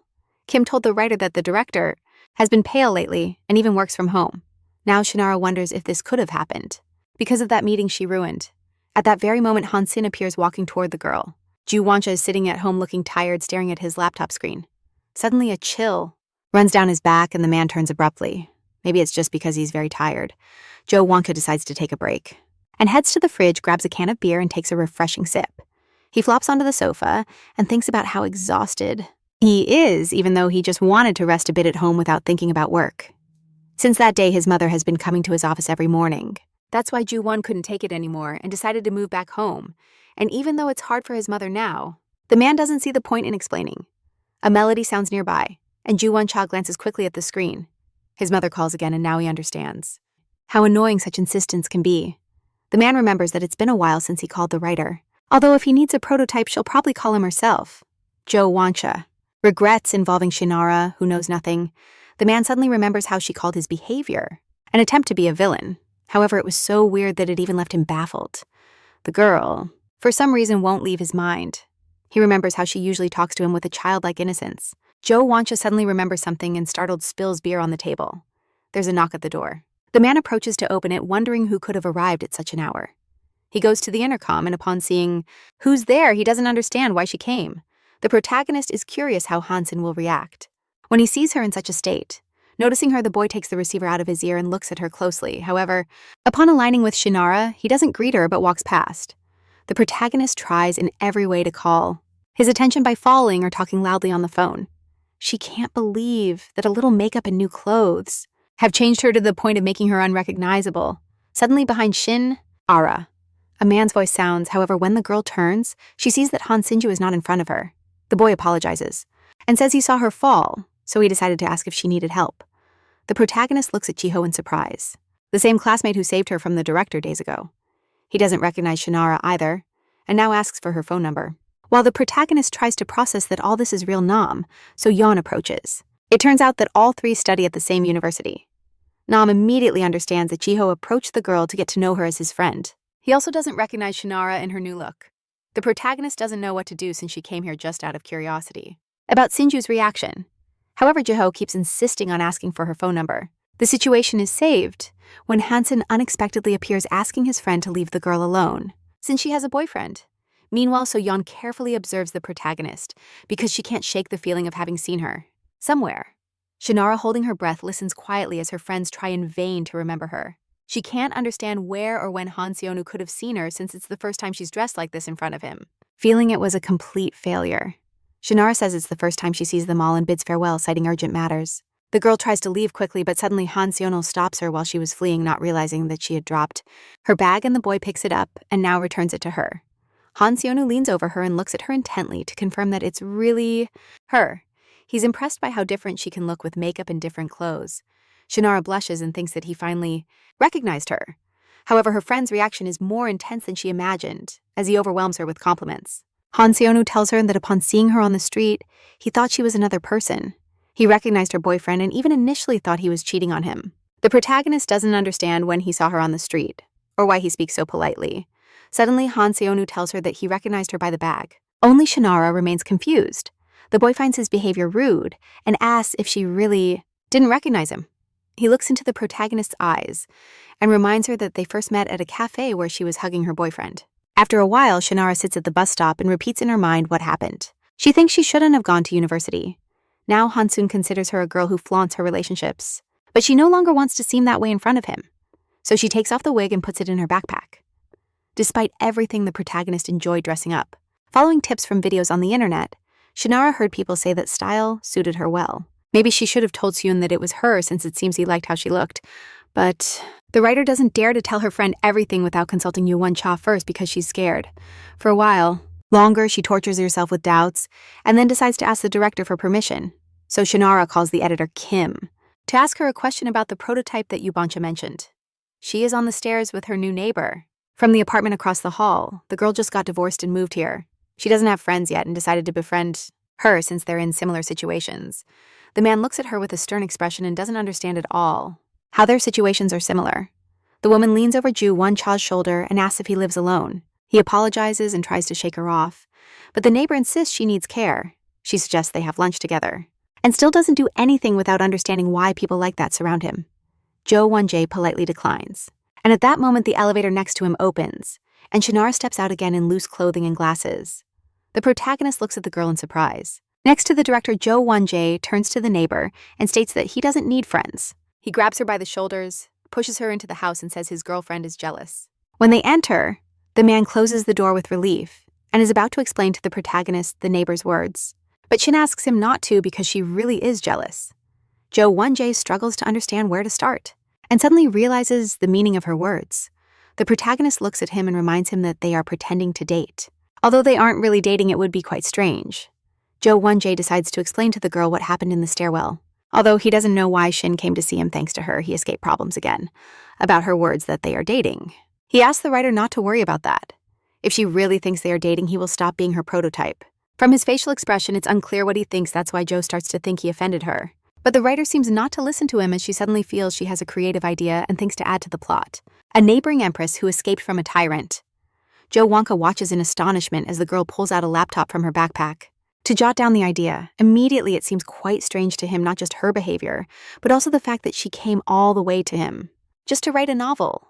But Shinara smiles and says she came to return his coat. I sniffed barbecue, that's why the girl washed it. Since Jung Won-cha wasn't answering when she called him, she decided to go see him in person. But the director doesn't plan to pick up the coat since he doesn't intend to wear it himself. Since it's an expensive item, Shinara suggests giving it to another girl. Ju sighs and explains to the writer that in his circle, there are only men, so it's more convenient for him to keep it. But he suddenly falls silent again, and it seems to him that he said something wrong. Suddenly, Shannara starts to calm the director down and tells him that she herself doesn't have many friends left. Then the girl rummages in her backpack and pulls out food. Editor Kim told the writer that the director has been pale lately, so she decided to bring him a healthy lunch to thank him for the barbecue. Wancha has so many dark circles that according to Shin, he looks like a panda and salmon is good for skin color. The woman offers the fish to the director and advises him to eat it quickly before it gets cold. The man takes the box and explains that it's not sashimi, but steaks and can't be eaten raw. He heads to the kitchen to prepare the food. Even though Shannara offers to help him, Ju Wonka refuses. He doesn't want to eat food made by someone who doesn't understand fish. While the man cooks, the writer sits at the bar and writes her novel. In reality, the protagonist didn't come to the director to return the coat or feed him. She wants to ask Young Won Cha to explain everything to Han-sun, although a chill runs down Shin's back, imagining how he might react to such a request. That's why the girl can't find the right moment. The writer decides to postpone the conversation and focuses on studying her prototype. She watches for a while as Ju Won Cha cooks and tastes the food. Her imagination immediately draws the protagonist on the battlefield, licking the blood of her enemies. Inspiration floods the writer, and she keeps pounding the key on her laptop. After finishing cooking, Ju Won Cha hands Shannara a plate with a steak. A man would feel uncomfortable eating alone under her attentive gaze, so he decides to share the food with her. The food not only looks like in a restaurant, but its taste is simply incredible. The heroine is so impressed that she even suggests to the director that he should open a restaurant. However, Ju Won doesn't have time for that and learn to cook because he lives alone. Still, those around him try to feed him something, even though Ju is sure he cooks better than that neighbor. And even he himself is surprised why he is so talkative today. He reminds Shannara of his offer to come to him if she has difficulties with writing, because if she writes something good after he prepares several meals for her, it will be a mutually beneficial deal. The girl couldn't even imagine that he was sincere when he said it. The director promises to listen to any request she has in the mind of the heroine as multiple ideas pass through, and she decides to ask him for a favor immediately. But as soon as she mentions her friend Ju Won, Jae asks her to show him what she just wrote. Setting aside the conversation again, Shannara hands her sketches to the director, while the writer watches Yu cooking. She decides to turn the protagonist into a king chef from the north, who started cooking so that his beloved wouldn't leave him. However, the director finds it a terrible idea and demands to rewrite that part. He's annoyed that after enduring Shin's heavy gaze for so long, she wrote such nonsense. The director and the writer start arguing about the changes in the plot. The girl tries to snatch the laptop from him, but the computer slips from her hands and falls to the ground. With a loud thud, Shannara rushes toward the laptop while Ju Won Cha shifts nervously from one foot to another and apologizes. He's sure that nowadays electronics are quite resistant and don't break that easily. However, Shin insists that this laptop is an old model, and if it breaks, it will be impossible to find replacement parts. The man takes it from her hands, and after a quick inspection, he thinks everything is fine, but the girl keeps insisting that the director damaged it, and now the screen is flickering. Although Young-hoon Cha doesn't see any damage, he decides to take responsibility for the repair. He's already reaching for the phone to call the service, but Shannara stops him and asks him to do something for her. She admits that the real reason for her visit today was precisely this. After inhaling deeply, the girl asks in one breath that he meet with her friend and explain everything. The next day, Ju Woncha postpones a meeting and lunch to be able to reach the laptop repair center, but he's not even 100 in line and will have to wait at least another hour. The man needs to inform that he will be late since he has to go to a meeting with his friend. Shannara told the director yesterday how Hansen saw her dressed and made up and didn't recognize her. Jo Woncha understood that he had put her in an awkward situation and agreed to clarify everything, but immediately he began looking for excuses to avoid it, not understanding why to clarify it if Shannara wouldn't dress up again. Thus, the man reluctantly apologized for forcing her to accompany him in an unusual way for her and promised it wouldn't happen again. But Shin confessed that she actually liked it with the makeup and hairstyle. She could see it from another perspective. Someone asked for barbecue for the first time, plus for the first time in her life. They even asked for her phone number. Shannara told the director that he had allowed her to experience all that, and she had liked it. That's why when he said it wouldn't happen again, it even made her a bit sad. The girl blushed a little while confessing this to the director. When returning to reality, she opened her bag to leave him the coat that, as he said himself, he wouldn't use again. Jo Woncha sat next to the girl on the floor, and looking directly into her eyes, he apologized. He apologized for involving her in his affairs and causing a misunderstanding between Shannara and his friend. After that, the man asked her to tell him what she wanted to do, but she couldn't by herself. She promised to help her and stated that on this occasion, she wouldn't feel like she was being forced. For the author, it was important to try something new. However, Shannara misinterpreted his words again and decided that he thought she was a bad writer, even though she knew it was hard to create something good if she was always locked in the same room. Because of all this, Ye is now at the service center waiting for his turn and preparing for the meeting. According to the experts, the computer is in good condition. But it's too old and it's better to replace the motherboard to not lose the files. Shinara receives a message from the director, telling her he'll arrive an hour late. She arrived at the cafe near the University Honsan to be able to meet. During lunch hours, the writer can't help but imagine how he will react upon hearing the truth. She plans to reveal to him. She envisions how Hansi won't be surprised, then imagines he'll get angry and tell her he's disappointed. Because she lied to him. She can't imagine a good ending to that conversation. At some point it already seems to her that she should just leave everything as it is, and not explain anything to anyone. Just then Hansen passes by her table. Since it's lunchtime, the cafe is full of people, and his gaze is fixed on a girl sitting alone. He approaches her just as Shin gets up from the table with the firm intention of canceling everything. Hansun is delighted with another meeting with the mysterious stranger, and asks for permission to sit with her. Totally disoriented, the protagonist sits back down, in her place in front of the boy, who still doesn't recognize her as his friend.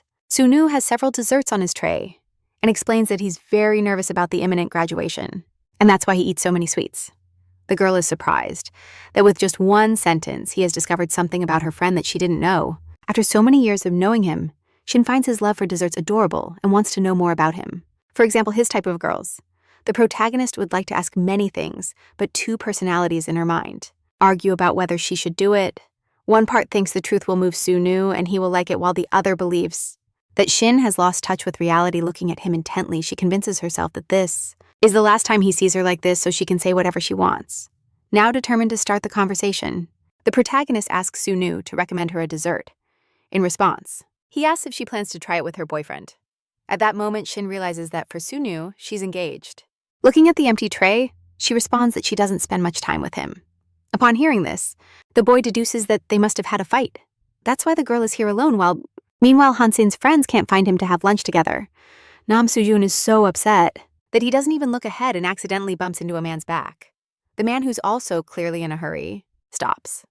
The girl apologizes, but he seems not to hear her and looks around.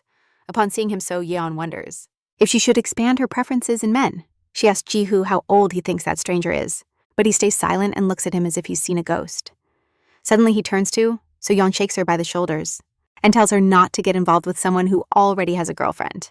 Besides being familiar, he looks exhausted and disheveled. You wantcha finally arrives at the cafe where they agreed to meet. Shinara checks the girl's messages, and now realizes she had written to him.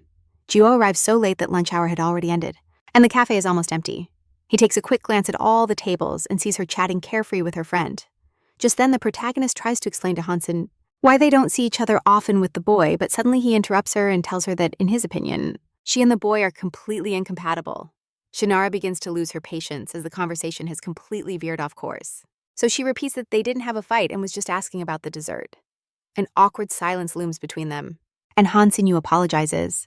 The protagonist finishes her coffee without looking up. Sinyu takes out a piece of his favorite cake. From the box that he usually brings here to go and offers it to her, she blushes and asks him to accept the gift as an apology for saying unnecessary things about her boyfriend. Shin isn't sure if he's doing it out of kindness or just being too insistent. But she takes the fork anyway. Since the cake turned out too sweet and she already finished her coffee, Han Sin, he offers to drink from his cup. Shin isn't sure if she should do it, but is afraid that refusing might seem even stranger. So she accepts. The boy comments that he likes the combination of bitter coffee with the sweet dessert, and she also finds it amazing. Meanwhile, from a nearby table, Ju Won-cha watches everything that's happening and gets furious for having lost lunch and postponed important matters to come here since Shin herself asked him to clarify everything with her friend.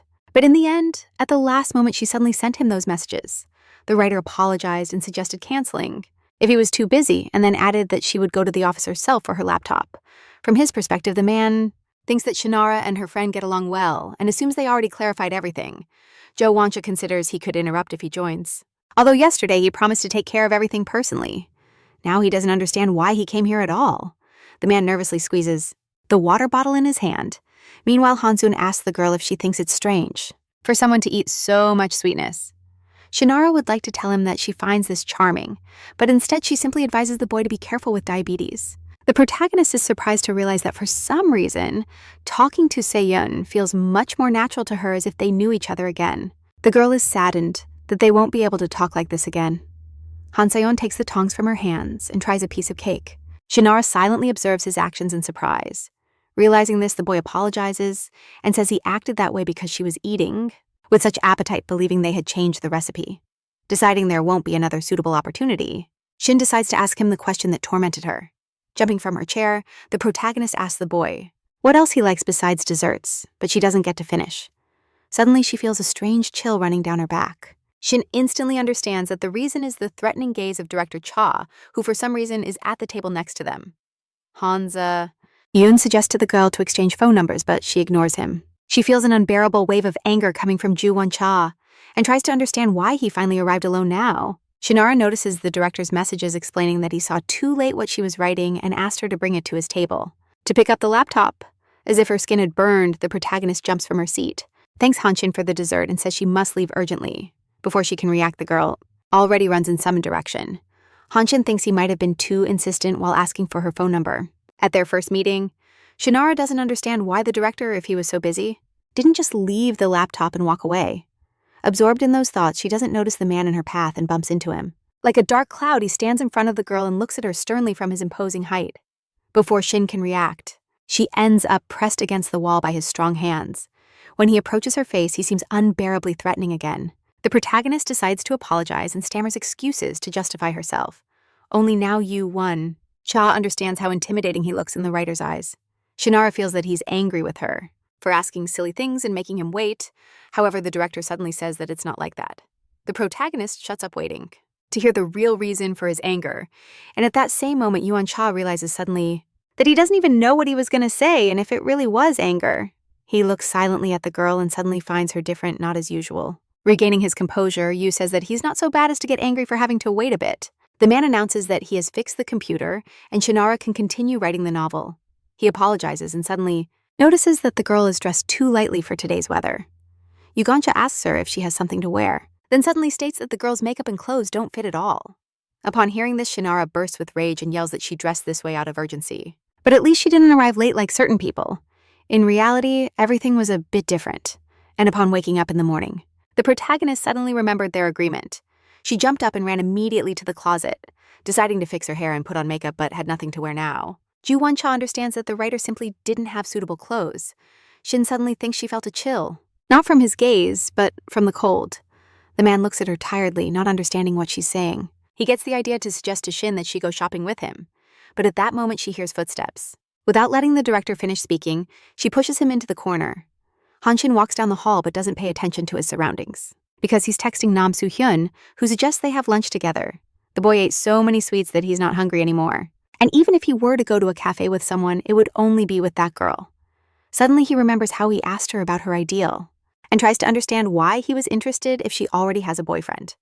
Shinara pushes Jo Won-cha into the corner, and asks the director to stay there for a moment so that Hanshin doesn't see them.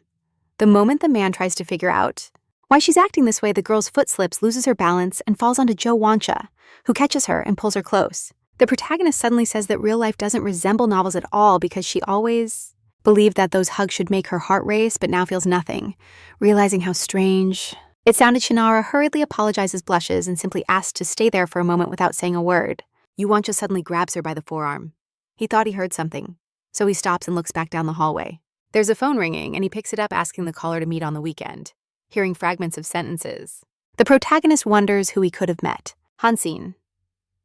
Although the boy has already left the cafe, the director still hugs her. Shin feels uncomfortable, thinking why he hugged her when she could have hidden nearby. Through the thin fabric of the shirt, the girl feels Ju Won-cha's warm hands. Finally, the protagonist decides to break the silence and admits that his hug caught her off guard. The man explains that he did it because of her words, that she didn't feel anything from his touches, and apologizes for that. Shinara steps away from him, claiming that she got too warm. She admits she wanted to dress up for Sinu but didn't have suitable clothes and wore what she found. The girl recounts that she was about to leave the cafe when the boy approached her table and they started talking. Although again, he didn't recognize her. Shin points out that thanks to the director, Sinu didn't see them together, although the protagonist is happy. On Ju Won-cha's face, the same can't be said as he looks at her again with his stern gaze. The man suddenly understands why he got so angry with the writer more than he should. He decides to tell Shin and confess that he hates everything related to love and marriage. He hates being involved in others' love affairs. But in the end, Yugancha doesn't dare to say it out loud. He offers the laptop to the girl and tells her he was angry because of that. Shinara understands he was going to say something else, Why he got so mad at the writer more than he should have, he decides to tell Shin, and confess that he hates everything related to love and marriage. He hates being dragged into other people's romantic affairs. But in the end, Yugoncha doesn't dare to say it out loud. He offers the laptop to the girl and tells her he got mad because of it. Shinara understands he was going to say something more, and just suddenly change the subject. But the director insists that now he's even more upset because she doesn't understand anything. His laptop is very old, and the writer kept working on it even though the drafts weren't saved. According to Juwonja, it's not just about the work, but also about the readers who will be disappointed if they don't receive his new novel. Seeing Shin's confused expression, the man thinks he was too rude, but the girl suddenly asks the director how much the repair cost. Joanna is surprised to think that Shin believed it would require money. The idea that he thinks that way annoys him, wondering what kind of person he is. Because it's not about money, he grits his teeth and tells him that the repair costs $500. But Juwonja decided to fix it himself. So he asks him not to return the money when handing over the problematic laptop, telling him not to think about it, and to write a novel that's worth at least the same. The man steps away from Shin, sighs, and suggests as a thank you, just to do his job well. Besides, Joe points out that, even though it's the prototype of his novel, the writer herself has focused on other things. That's why the director thinks it makes no sense to be together, and that she can write alone from now on. Shinara writes about how the hero attracts the heroine with his strong arms, and hugs her tightly. She lifts her face toward him, and at that moment their eyes meet. The girl's hand on his chest stops, then moves again. Shin describes how the heroine admits to feeling something strange. At that moment, the girl already regrets writing this episode because she rewrites it over and over again. But it always sounds weird. The writer even discussed this piece with the editor, who found it appropriate. Although something in Shin keeps bothering him, now he starts to understand why, since his attention was diverted at first. Ju-won. Cha said he would help her and accompany her wherever she went. If she couldn't do it alone today, he suddenly suggested she work on her own. Shin thinks he's just upset about something and tries to understand what he did wrong by mentally reviving their conversation, trying to figure out what's weird, but nothing concrete comes to mind. The only explanation he has for the director's words is his occupation. He can't stay by her side all the time, convinced she can manage on her own. Without his support, Shin turns on her computer again. After all, when the girl started writing, she did it completely alone. That's why now, taking control, Shin thinks about how to describe those hugs with more intensity. She recalls his words that the heart only races in novels suddenly. The girl wonders if she's never felt something like that in real life. The crazy idea of hugging herself suddenly arises. Despite understanding that it might feel a bit different, she decides to try it anyway, however, when hugging herself. Shinara feels nothing but embarrassment for her silliness. Suddenly, she clearly remembers that moment when Ju Won-cha towered over her in that corner. The protagonist remembers how her heart truly raced under his intense gaze. At that moment, Hansinu's voice is heard in the room, and his hand falls on the keyboard. Leaning over her shoulder, he asks why she's always home and if it's related to a creative block. Shinara replies that she doesn't understand certain emotions, and at that instant, her chair rolls back and nearly tips over. She thanks Sinu for catching her, and suddenly stops. The boy's hand slides down her abdomen and rests on her chest, annoyed that he saw her belly, fat exposed. The protagonist quickly adjusts her shirt. Sinu's touch surprised the girl. As she suddenly felt her heart start to race, Shin goes back to the task, because she couldn't stop tormenting herself with something so obvious, and just feels excitement from the foreign contact. Hansinu doesn't understand what just happened, and why the girl suddenly started typing so intensely. Shin asks the boy to wait a moment, while trying to describe the emotions. Otherwise, he's just bored and doesn't understand what he has to wait for. The protagonist turns to him and now asks why he came to visit her in the first place. The boy reminds her that he canceled his previous visit, and that's why he decided to stop by for the book today, even though Shin says she doesn't have any copies now. Instead, he sits on the floor intending to wait for his mom to invite him to lunch, because he's already bored with takeout from the cafe. But his presence makes her uncomfortable. Since she can't concentrate on work, it's not the first time he's been to Shin's house, because her mom usually invites him to lunch. But today, for some reason, she hasn't left her room looking at the boy. She notices how bored he is. The protagonist realizes that if this continues, he will leave soon. And that's not what she wants, because it's been a while since Sinu last came over. He's already getting ready to get up and leave. But Shin asks him to wait. She quickly runs to the fridge and pulls out several desserts. The boy has no time to react. When her friend enters with a plate full of sweets, the protagonist notes that Sinu is happy, although he tries to hold back and hide his weakness for sweets, recalling their conversation at the cafe. Shin, blushing, says she loves desserts a lot, decides to take the opportunity, and adds that it seems weird to go to a cafe alone. But just as Shin is about to suggest to Sinu that they go together to the cafe, she receives a message and gets distracted by her phone. The girl patiently waits for him to finish chatting and even feels grateful because it interrupted her, as Sinu is very modest and might decline. She invents a subtle way to invite him when the boy puts his phone aside. Shin mentions that she needs to buy a gift for a friend, since Sinu has many friends. He could help her with that, And then they could go to the cafe together at the publishing house, just like in other companies. There are different departments, but in these departments, the main editor's work involves a wide range of responsibilities.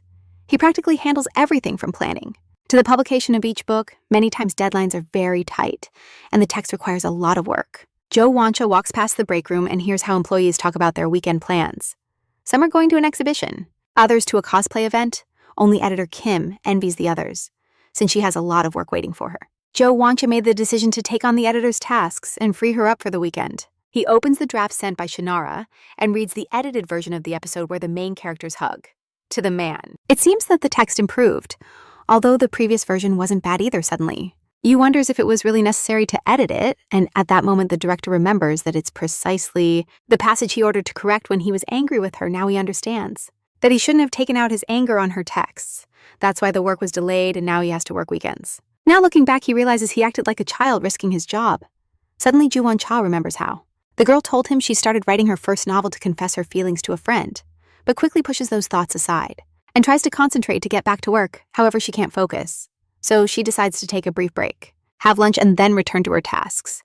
Shannara is on the street a bit nervous about the pending date. She even put on new clothes. Since today could be the decisive moment of her long and unanswered, the girl decided to ask Sinu, who is now looking for a job, to choose a tie with him and gift it to him after buying it. Shin plans to go with the boy to her favorite cafe. The heroine thinks that should interest him. Since now she knows a little more about him, the girl quickly fixes her hairstyle, looking at her reflection in a store window. At that moment, she hears Seun's voice behind her, but when she turns around, she is petrified with astonishment. 5 minutes later, the commerce consultant receives customers kindly and praises the beautiful couple. Han Seun is surprised, and Nam Soo-hyun is delighted. They listen in astonishment to the clerk's compliments. The boy tries to explain to the consultant that they are not a couple and helps Shin choose the gift. When Seun invited Nam to lunch, he never imagined that someone else would accompany them, and they would have to walk so much he put on heels. And now complains about the fatigue. Austin thinks that the more people there are, the better the gift they can choose. She suggests after lunch to also buy desserts for Nam Soo-hyun. Likes the idea and suggests that Shannara invite them as a thank you for the help. Meanwhile, the heroine can't wait to give it to Shin.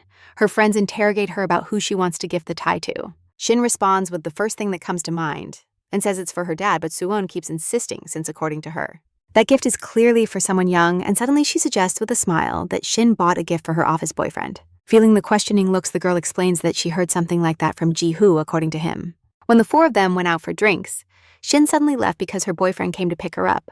Soyeon told Seon that she saw him only briefly, but he seemed very mature and intimidating. Upon hearing this, the protagonist, with an impassive expression, says it's nonsense, that man is the general director of her publishing house, and that day he came for work suddenly. Shin gets angry and states that even though that man seems intimidating, he is actually adorable. And even though she was scared of him at first, she eventually came to understand his character, as she says. The protagonist doesn't realize that Ju Won-cha is sitting at the table next to the display case. He came here to have lunch, but ended up being an accidental witness to the conversation of strangers about him. The man felt different emotions, from embarrassment to anger at how Shin told her friends how good he is now. IU doesn't even take a bite. Even though he was very hungry, her warm words of course moved him. But for some reason it felt unpleasant to hear them, and he decided to return to the office. Annoyed by her friend's reaction, So-young decided to change the subject and suggested going out to lunch to someplace. Seon, who heard Shin talk so much for the first time, also didn't mind leaving soon. The heroine murmurs, barely audible, that she felt much better after saying all that aloud. So-yeon rushes her friends and they head toward the exit, however. Shin suddenly announces that she's not hungry yet, thanks her friends for helping her choose the scarf while looking into So-young's surprised eyes. The girl says she can only go for desserts now because she has a date at the cafe. Yoo-han-cha listens attentively to their conversation. Nam Soo-jun declines the desserts. Claiming he's watching his figure, the girls leave the decision to Han-sun, who doesn't understand why they behave like this and don't want to get closer. Meanwhile, both look at him seriously and demand that he choose between lunch and dessert. The first stars have shone in the sky, and at the same time the lights in the buildings started to turn on. Shannara is sitting at the table and hasn't had dinner with her family in a long time. The father looks at his daughter, who seems affected, and asks if she is sick, while the mother explains that Shin has a creative block. The man thinks it would do the young woman good to go out more and suggests renting a small country house for the weekend to relax. The wife supports his idea and suggests inviting Han-sun, who is surely feeling lonely after the move. The heroine abruptly stands up from the table and announces that she's busy and probably won't be able to go running out of the cafe. Shh. Shin asks her to stop inviting Sinu everywhere, since she knows he will definitely refuse. Shin slams the door of her room, throws herself on the bed, and starts crying. while memories flash in her mind years after sharing her childhood. Shin and Sinu met for the first time. In their third year of middle school, the girl watched him and was surprised by how much he had changed.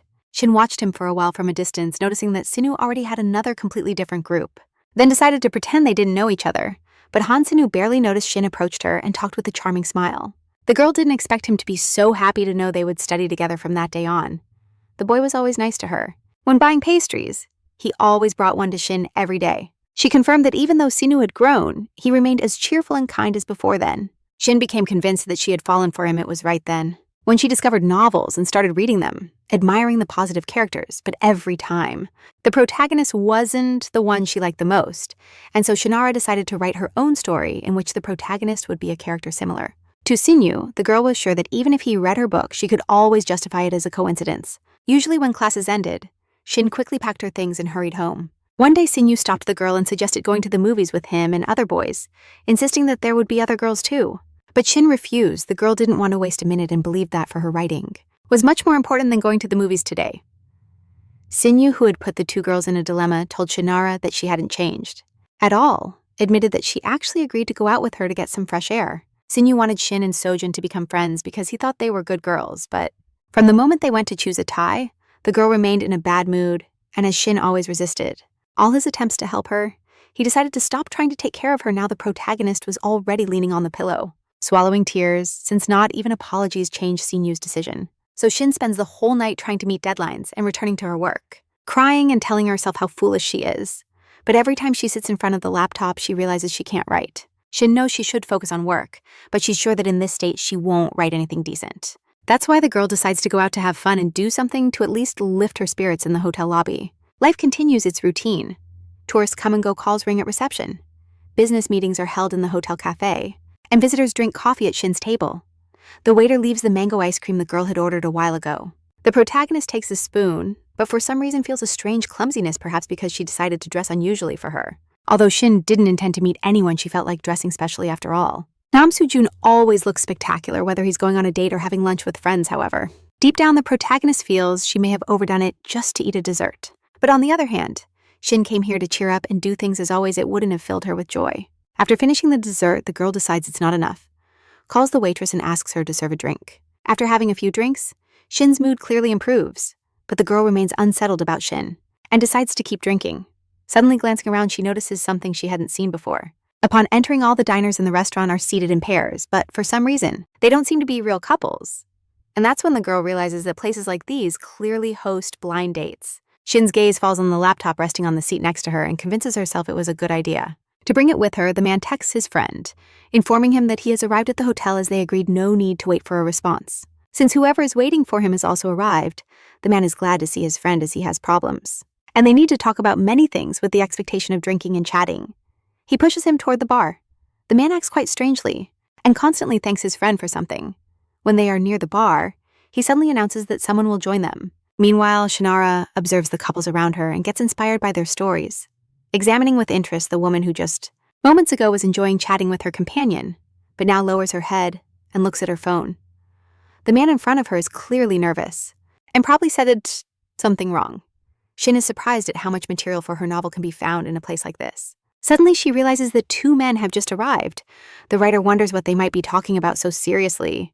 Suddenly, the man who was sitting with his back to Shin stands up immediately, clearly upset about something. The girl's imagination sketches different possible plots. For what will happen next, after all, the writer can't hear what's going on there. Meanwhile, the man complains that Yu doesn't want to help him, since his mother will force him to marry anyway. Looking at his phone, the boy informs that the girl, with whom he had arranged a date for his friend, has arrived. DJ Wancha asks him to speak more quietly and, glancing at the other tables, suddenly discovers a familiar profile. Shin tries to listen carefully, not wanting to miss the opportunity to include a scene like that in her novel, and at that very moment she hears a familiar male voice behind her. Commenting that he didn't expect to see her here, DJ Wancha informs his friend that he just caught up with him and that nothing will go well. As he shoves the girl's laptop into his backpack, he adds that right now, he's only going out with her. The man comments that he's been wanting to tell his friend this for a while, and is happy to have seen it for himself. DJ Wancha apologizes and asks him to explain everything to his friend. Grabbing Shinara, who doesn't understand anything, he exits the hotel with her. The girl struggles to walk so fast due to the uncomfortable shoes, so she asks the director to stop looking sternly at the man. Shin gets angry. After just a minute ago, she managed to cheer herself up. She ordered several expensive drinks, but she hadn't even finished drinking when he suddenly appeared and dragged her away without explanations. Yoo-hoon Cha, bewildered by the writer's outburst, smiles sheepishly and apologizes after sitting the girl. On a park bench, the man bought pastries and beer at a nearby store, advising Shin to eat something so she doesn't feel bad from the alcohol on an empty stomach upon opening the can of beer. The protagonist thinks that she must return to the hotel room for materials for her book sitting next to her. Yu apologizes again for dragging her into his affairs. The man looks closely at Shin dressed like that. He didn't expect to see her like this again someday. Meanwhile, the girl explains that new ideas came to her in the hotel, which she noted. Immediately taking the opportunity, Yu apologizes to the writer for insisting on reviewing the text. He acknowledges that he was too emotional, not objective, and is happy to be able to apologize personally for that. Shin, on the contrary, thanks to the director because now after the revision, she likes that passage much more. Yu is of course happy that everything turned out well, but he didn't imagine that only he was worried about that. Suddenly, Shin's mood changes again and she lowers her head, covering her face with her hands. The girl tells the director how she ended up in the hotel and why she wanted to improve her mood. She describes in detail how and why his son got angry with her. Now to Cho Ju-won, it's clearer what he heard today at the cafe. The man is amazed at how far they both go to prove mutual concern, but he can't picture them as a couple. After finishing the beer, Shin suddenly comments that her plan to cheer herself up didn't work because she went out to distract herself and ended up talking about her son. Now the girl even feels that she has no purpose for writing. Cho Ju-won tries to convince her right away that it's not true and that she's omitting something he's sure that if a boy isn't interested in a girl, he wouldn't help her. But Shin asserts that she doesn't need consolation and will write the book anyway since she knows her friend better. Then the man decides to confess to the girl that he was also at the cafe today. The writer blushes and gets flustered, thinking that the director saw everything. With a mischievous smile, he leans toward her and tells her he remembers everything she said to her friends. About him, the man leans closer and whispers in Shin's ear all his words about how good he is at this moment. The protagonist is about to retract, since Cho's behavior seems rude to her, but for some reason, her heart races. Shin pulls away from the man and falls off the bench. Noisily spilling the empty beer can, Jo Won-cha rushes to help her up and apologizes. She seems not to hear him, busy in her thoughts about how strongly her heart beats. The man leans over her and asks her to show him her injured hand to make sure she hasn't hurt herself. Jo grabs Shin by the shoulders and keeps apologizing, fearing he may have hurt her with his behavior, and apologizes again. But the girl looks at him strangely and remains silent, feeling something tremble inside her. Shin finally recovers and tells the man with a smile that she's not hurt. Trying to avoid his gaze, she leans toward the can to pick it up from the ground, feeling her face is very red, and decides it's time to go home, placing the empty can in the bag where the muffins bought by the director are. The image of how Shin Yu shared muffins with her at school comes to her mind now exactly the same way. Yu Won-cha shows concern for her, observing Shin's expression. The man gets the impression that she's hurt. He doesn't understand what goes through her mind, but feels guilty. He leans over the heroine and gently and sweetly asks if she's sure everything is all right at that hour. When Shinara realizes she hurt the palms of her hands from falling, Yu Hon-cha grabs her wrist to check if there's glass or something else in her hands. Although Shin insists that it's not that bad, the man asks for a few seconds to make sure, sitting directly on the ground. He examines her palms while the girl watches him. The protagonist finds it strange to feel much calmer by his side. At first she was scared of Ju, and sometimes he scares her again. But at the same time, he's very kind, smart, and teaches her many things, the girl exclaims. When the man squeezes her palm with his, it seems to her that everything is fine and there's nothing to worry about. Yu Hon-cha was worried that she might have hurt her wrist, but he finally ensured she was okay. He tells her that she needs to take care of her hands, since she's a writer. Only now does Shin realize that all this time she was worried about the text and that she wouldn't be able to write. The man recommends applying ointment to the wounds, but he abruptly pulls his hand away, indignant that all this time Eula helped just to meet deadlines. The protagonist tries to convince herself not to get sad since she started to make absurd conclusions. Without understanding what went through the writer's mind again, Ju Won-cha firmly repeats that she needs ointment. Avoiding his gaze, Shin suddenly asks him not to worry and promises to keep writing. Even if she breaks her hands, the man doesn't understand why she suddenly started talking about books, when he genuinely cared about her wrist. Observing Shin's wounded expression, he realizes that she really sees him as a cold person, without feelings of compassion to Chae-won. He fears to imagine how cruel she sees him in her mind. The man's memories flood back with everything that has happened between them since the first time they met. It's clear that Shin Mies is judging him wrong. At this moment, Hu wants to tell her, but he remains silent, thinking his excuses would only seem ridiculous. He gets up from the ground and offers Shin to go home because she's probably tired. The dim light of the lanterns illuminates the empty streets of the nighttime city. Chae-bun and Shinara remain silent at the bus stop, avoiding looking at each other. Breaking the silence, the girl announces that she will take the bus that is about to arrive, noticing that she doesn't even look at him. The man advises her to be careful on the way. Not even a few seconds pass before the bus arrives at the stop, however. When Shin says goodbye and heads to the transport, Yu rushes after her and grabs her hand. The man looks into her eyes, not knowing what to say, since he did it without realizing it. When the bus finally passes, he releases her and says he wants to clarify something. However, she doesn't think he misunderstood anything. Still, Yu insists he understands why she might have thought that he only cared about her wrist because of the book, remembers that he promised to accompany her to places where she couldn't go alone, but he still hasn't fulfilled it. Yu wants to redeem himself in front of her and says he's free this weekend, in fact. He would have gone with her today to the hotel if she had called him Shin, reminds the director. That he forbade her to text him and claimed he would be busy, still responds immediately that it's okay and he can work overtime. He surprises the girl with the seriousness with which Ju takes his publishing house, working even on weekends. Inspired by the effort he makes to help her, Shinara decides to stop distracting herself and start working with all her might. Seeing how happy he got when he promised to take her somewhere, Yuhancha only regrets not having done it earlier to see her shine. Unable to contain his smile, he offers the writer to choose where she wants to go. Seeing the sign behind the director, Shin suddenly announces that she wants to go to a water park. Ayu is surprised by the idea and tries to convince her to choose a better place. He doesn't like that she rejects him, even though he let her choose then. The man suggests Shin think about the places where she would like to go on a date, seeing her blushing expression. He explains that he meant a place easier to visit. Finally, the protagonist decides on a place they can go, and the next day they agree to meet. Shinara arrives first to the date and waits next to the shops for Ju Wan-cha to arrive. Suddenly, a girl approaches the writer and starts praising how charming she is. Perplexed, the protagonist says she's waiting for someone who will arrive soon. The girl, who is looking for new followers for her church, hopes to convince a couple of people. Shin gets angry and attacks the stranger, who for some reason thought she was waiting for her boyfriend. She's annoyed that people immediately dismiss the possibility that a man and a woman can meet for work, or casually just when the believer is about to invite Shin to visit her church. Ju Wan-cha appears. The girl turns and sees the man approaching with a serious expression, scared by his demeanor. The believer runs away at full speed, leaving the protagonist perplexed. Ju apologizes for making her wait, since he had urgent matters and needed to stop by the office. The writer suggests rescheduling their meeting if the director is too busy. However, the man asks her not to worry, since he wants to keep his promise. Besides, he hadn't been to places like this for a long time, so he's looking forward to it, and in general, he needs to go out from time to time on weekends. Shin thinks that as busy as he is, he acts. So because he really wants her to finish the book, the writer feels such enthusiasm and decides to act likewise. The characters enter a crowded cinema before buying tickets. Shin searched online and chose a romantic movie. Thinking it would be useful for her work, she admits that it's been a while since she went to the cinema. She only watched TV series or read novels at home. Looking at the girl, Yu Wan-cha wonders why she didn't go to the movies alone if she wanted to so much when they enter the hall. Shin admits that when buying tickets, only seats for couples were available. The man stops in front of a double seat, as if nailed. Meanwhile, the girl jumps into her seat, admiring that it's much softer than usual. Jo Wang-cha sits cautiously next to the writer. However, when the movie starts, the man closely follows the events on the screen. At one point, he understands that it's not a romantic film at all, but a tragedy. Jo turns to Shin to see what she thinks about it. However, when he turns around, he sees that the girl is asleep now.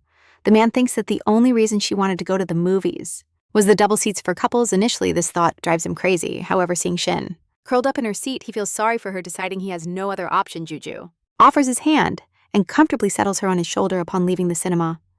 Shin laughs at how short the movie was, since she barely closed her eyes and it was already over. Looking at her tiredly, Yu suggests she wipe the drool. Before speaking, the protagonist looks down with guilt and apologizes for falling asleep. The man states that this usually happens due to fatigue, and probably that's why Shin bought the couple's seats to Shin. The man claims that this often happens due to fatigue, and probably that's why Shin bought the couple's seats. She blushes at his comment, but tries to convince him it wasn't like that since she noticed he had bought those tickets. After paying, he asks her if she chose to go to the movies because she hadn't been there since she was dating her boyfriend. In the last year of the high school, confirming his assumption, the man sighs heavily without looking her in the eyes. He advises her to confess her feelings to Sun. However, Shin believes the director doesn't understand reality, because good-looking people like him would never understand this. The protagonist is sure that guys like that would never notice. Someone like her, who only knows how to write novels looking down, Shin tells him how he said he was nice, just because his parents asked him to. Choi Ju-won, finding himself in an awkward situation again, reflects. He is sure that the writer feels shy just for not dressing flashy, even though he finds it hard to imagine her dating someone. Even if she gains confidence, the man watches Shin, who is constantly blinking due to an eyelash that got in her eye. Her clumsiness, along with her imagination, where he sees her paired with someone, makes Jungwon laugh.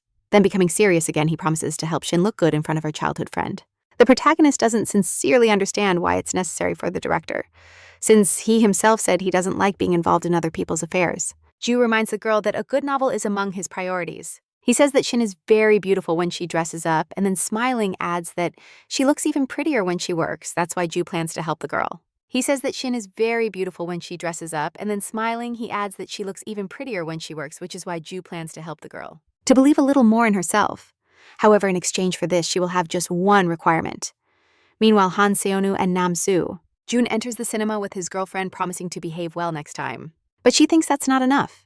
At a cafe table in the same theater, the protagonist is overwhelmed by the director's request.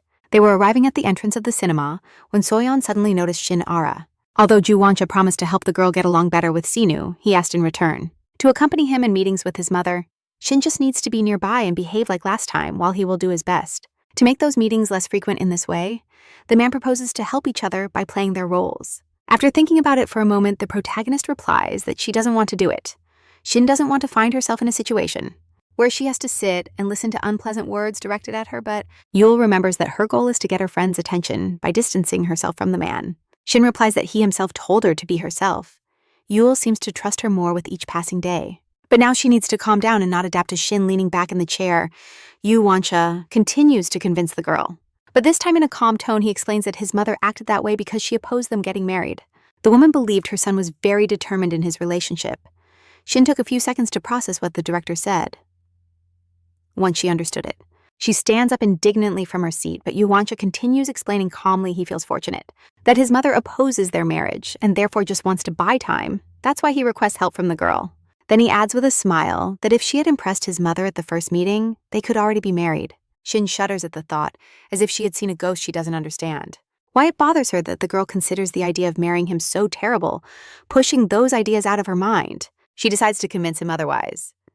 Ju Woncha says that if he had to obey his mother, he would have less time. To make the prototype of his novel, the situation seems complicated for Shin, and she wants to suggest to the director to use another girl, but then remembers that he himself said he doesn't know other girls. Suddenly, Ju comments that he often thinks about that girl with wavy hair beautiful.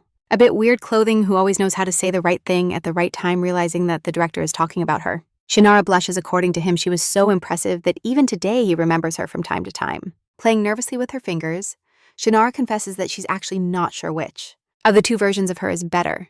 The dialogue gets interrupted when Namso Eun approaches their table, greets Shin, and after looking at the unknown man, she asks who he is. The girl approaches Ju and asks if he's bothering her on their date. Meanwhile, the protagonist realizes that Seo didn't come to the movies alone. She turns around and can't believe what she sees in front of her. There's Han Sinu, who clearly wasn't expecting to see Shinara here either, while the protagonist thinks about how to explain the director's presence. Ju takes the initiative and says that he and Miss Shin accidentally entered the same cinema with a calm expression. He states that he loves movies of this genre, so it clearly surprises him the situation, but he makes an effort to pretend everything is fine. Meanwhile, Ju says that Shin's next book will be much better now that he has an example upon hearing her protest that the previous one was also good. He responds with a smile that the protagonist was too monotonous. But he remains silent as if nailed in place until Yu asks if they are going to be late for the movie. While sitting in the hall, Sinu can't stop being bothered by the idea that this guy is weird. Since normally boys don't go alone to romantic movies for Seon, none of that is strange. Because if he is the director of the publisher, he must read a lot of romance. The girl found out he was the director when he officially named Shinara, so it doesn't seem like she's seen that man before. Suddenly the memory hits her mind like lightning. The afternoon was nearing dusk, and Ju Woncha took the writer home. When saying goodbye, the girl mentions that the day was very useful for her novel, and then thanks the director for what he had told her, the young man. The man reminds her that he already warned her it could indeed be useful. Smiling, Ju adds that because of the young man's face, everything was understandable, and asks her to let him know if he gets in touch with her returning home.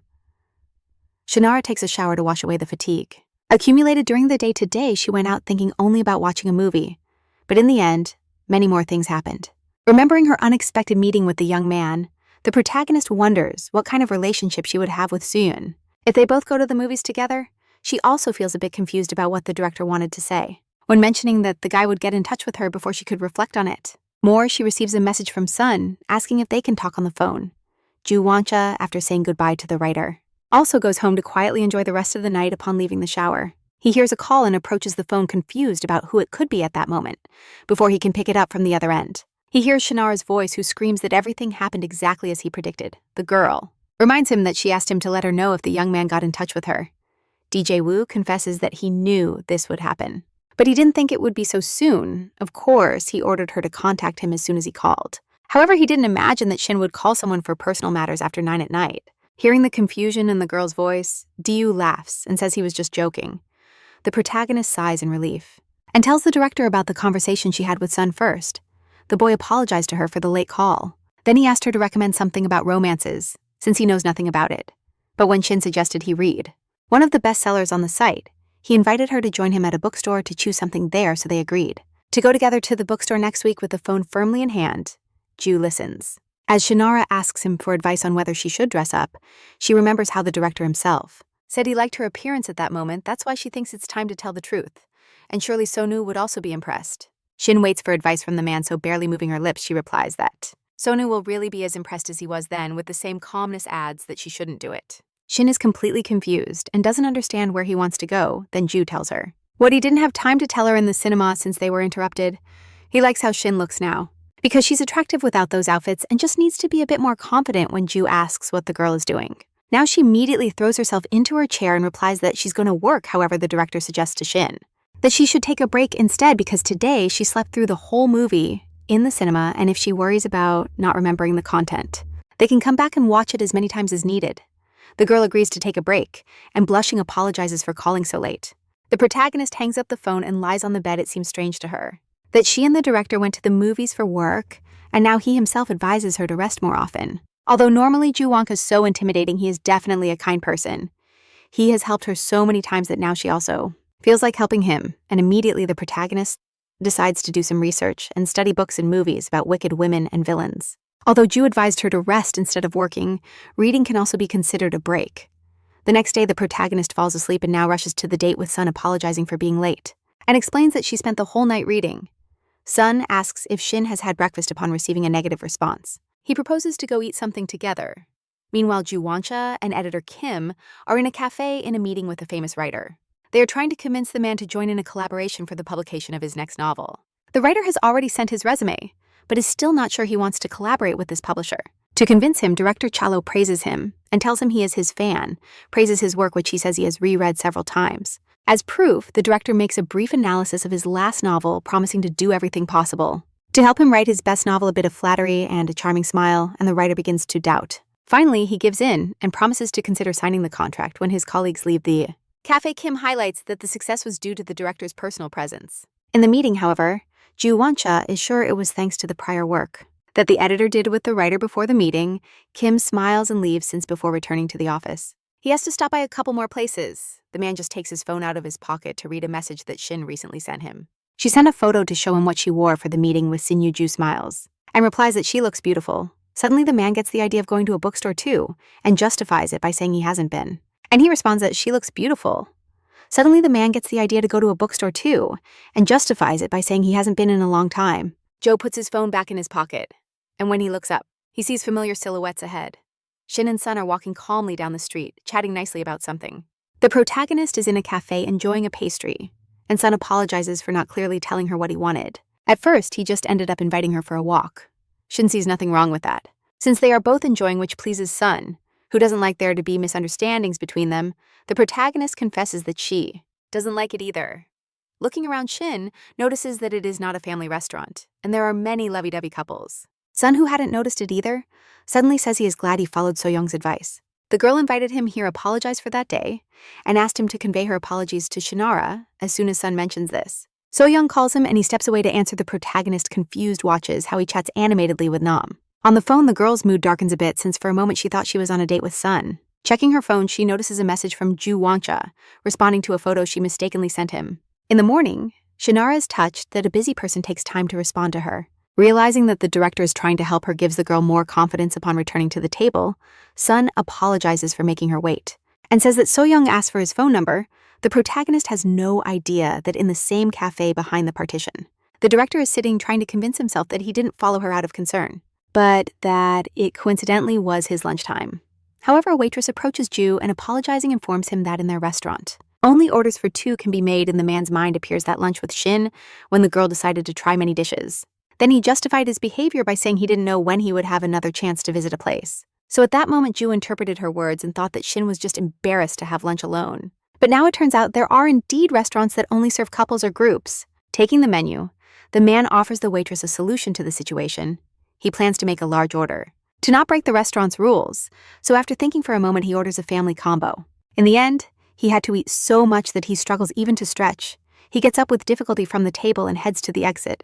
Trying not to be seen by Shin and her companion Yuan-cha, walks behind them. The girl thanks Sun for lunch. And since she also wants to apologize, she offers to treat him to dessert. As there are no appropriate bakeries nearby, they enter a cafe that serves fruit ice cream.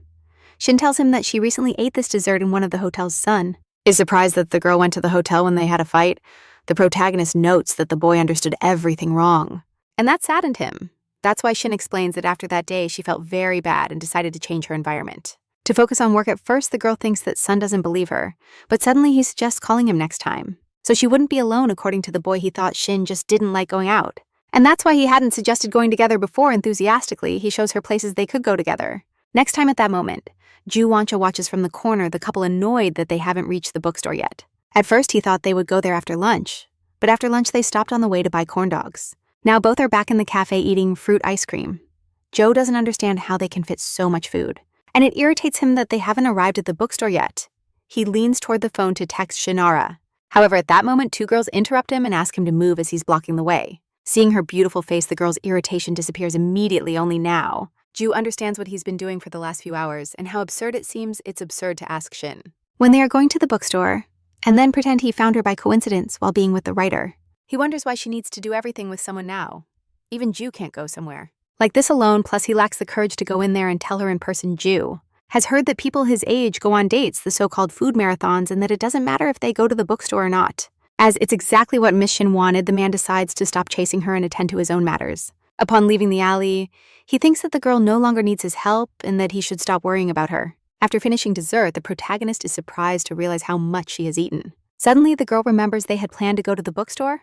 She suggests hurrying, but Sun doubts if they should go at all since Shin could just send him a list of recommendations. At the moment, the protagonist responds that she wanted to choose a book for him personally.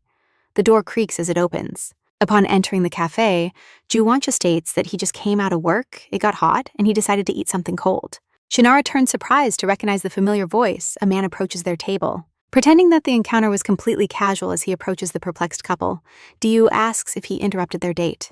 While the girl explains that it's not a date, and that they were going to the bookstore with a friend, Sun silently looks at the man. The director surprises the heroine even more when he suddenly claims that he was also going there to check literary trends. He smiles, and without giving it importance, proposes that Shin and Sinu go together. Since they were both going to the same place while walking between the shelves of the bookstore, the protagonist tells her friend about her literary tastes. Sinu picks up a science fiction book and examines its cover with interest. Although Shin was trying to impress her friend with her literary knowledge, this genre is completely unknown to her. Joe Wancha approaches the blushing girl and tells her that his publishing house publishes that book, then summarizes what the work is about, and points out that the cover doesn't match the plot at all. Ju and Sinu discuss the stubbornness and uniqueness of some authors that appear in the editorial work, but Shin can't join their conversation. While Ju recommends a book to Sinu, the writer realizes how well they look together. She gets an idea and, taking out her phone, she begins to jot down her thoughts. Suddenly realizing something else, the heroine steps between the men. Invoking the need to urgently talk to Ju Wancha about work, she drags him aside before apologizing and thanking the director for explaining everything in her place. Shin asks why he gets in her way. After all, she would look much better if she could have helped Sun with his choice on her own. Ju's words annoy him because if it weren't for him, Shin would still be sitting eating instead of going to the bookstore. The girl continues explaining something to him, but the director no longer listens, since he is carefully observing her face, noticing that she doesn't look like usual. The man suddenly asks her if she has put on makeup. Shin, blushing, admits she put on a bit of rouge. Meanwhile, Sun walks through the store. Looking for the manju area, the protagonist smiles and tells the director that she took all his advice into account and lightly made up to match her clothes. She's about to say something more, but the man suddenly leans toward her very close. Shin blushes, not understanding why Ju is looking at her so intently, but suddenly he smiles and says that he couldn't judge if it looked good on her until he saw it up close. Now he can confidently say that this shade of rouge really suits Miss Shin. The protagonist feels herself blushing, deeply embarrassed, and runs to the bathroom. Sun is annoyed that Shin, who came here with him, spends all her time with this old man. Ju didn't like him from the first moment, and being alone with him was uncomfortable. So the boy dives into the first book he finds. Suddenly the man turns to him and claims that it seems that Sun forced himself to come here and that it exhausts him. The boy doesn't understand what's wrong with that man and replies that he simply came for his friend. Ju assumes that in that case they are quite close with Miss Shin if he went with her to a place he doesn't like. And suddenly the man asks if Sun knows anything about the book she published, since if they are so close, he should at least know the title of her book. The boy doesn't know what to reply to the man who has put him in a bind with his question. Meanwhile, Shin in that bathroom refreshes the mascara on her lips all day. She tried to get Sun to notice her lips, but the boy just found it funny. He even regretted not having chosen a more striking color. While director Cha had already noticed her subtle makeup, maybe if Sun had given her the same compliment, she would feel emotions like those described in romantic novels. The writer's imagination paints how the protagonist of her new novel admires the beauty of the heroine stained with blood on the battlefield. And she likes that argument even more. However, Shin quickly pushes thoughts about work aside, because she came today to get closer to Sun. A while later, the girl is already happily squeezing the package with new books. She eagerly hopes to start reading them something that can't be said about Sun's face, who doesn't seem so happy. Shinara is curiously interested in what her friend bought exactly. However, he brusquely replies without looking her in the eyes that it's a secret. The three arrive at the bus stop, where the screen is already blinking with the notification of the appropriate transport.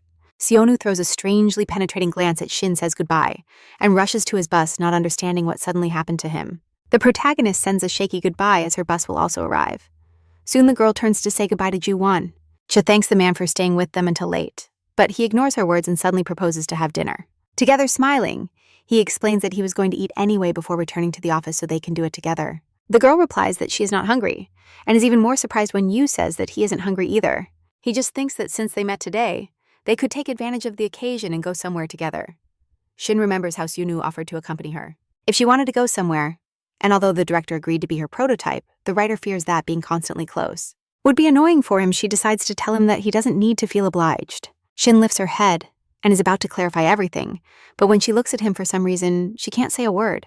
So clenching her fist, the protagonist says something completely different than she initially planned. On the grill, various seafood are grilled, their aroma playfully caressing the noses of the diners.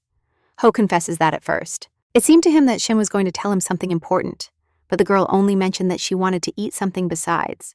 The barbecue Shin just didn't want to see his disappointed face, and decided to go to a place she had never been.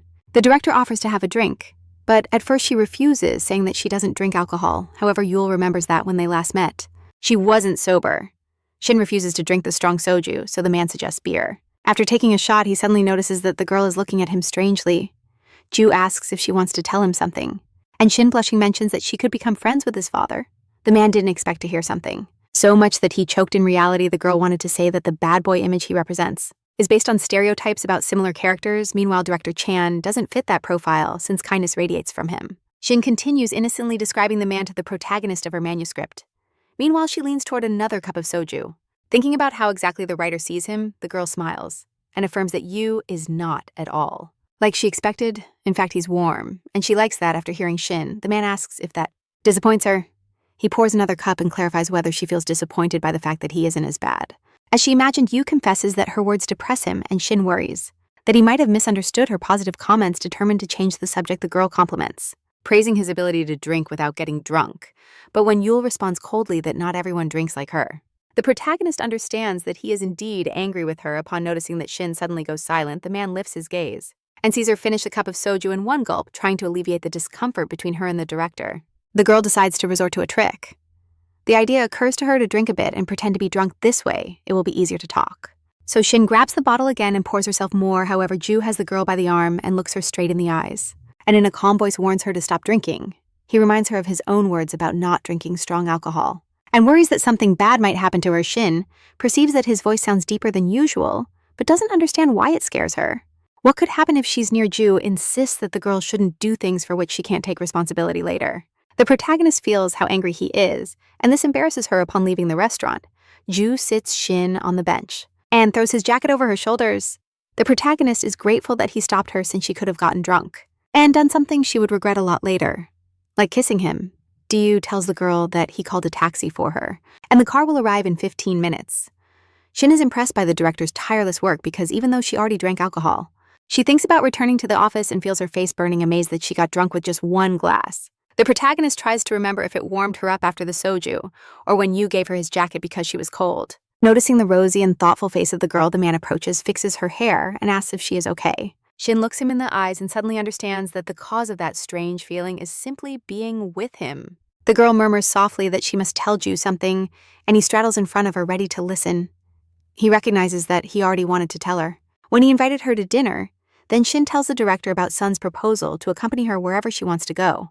And since they are now closer, the girl finds it simpler to ask a friend than the very busy director.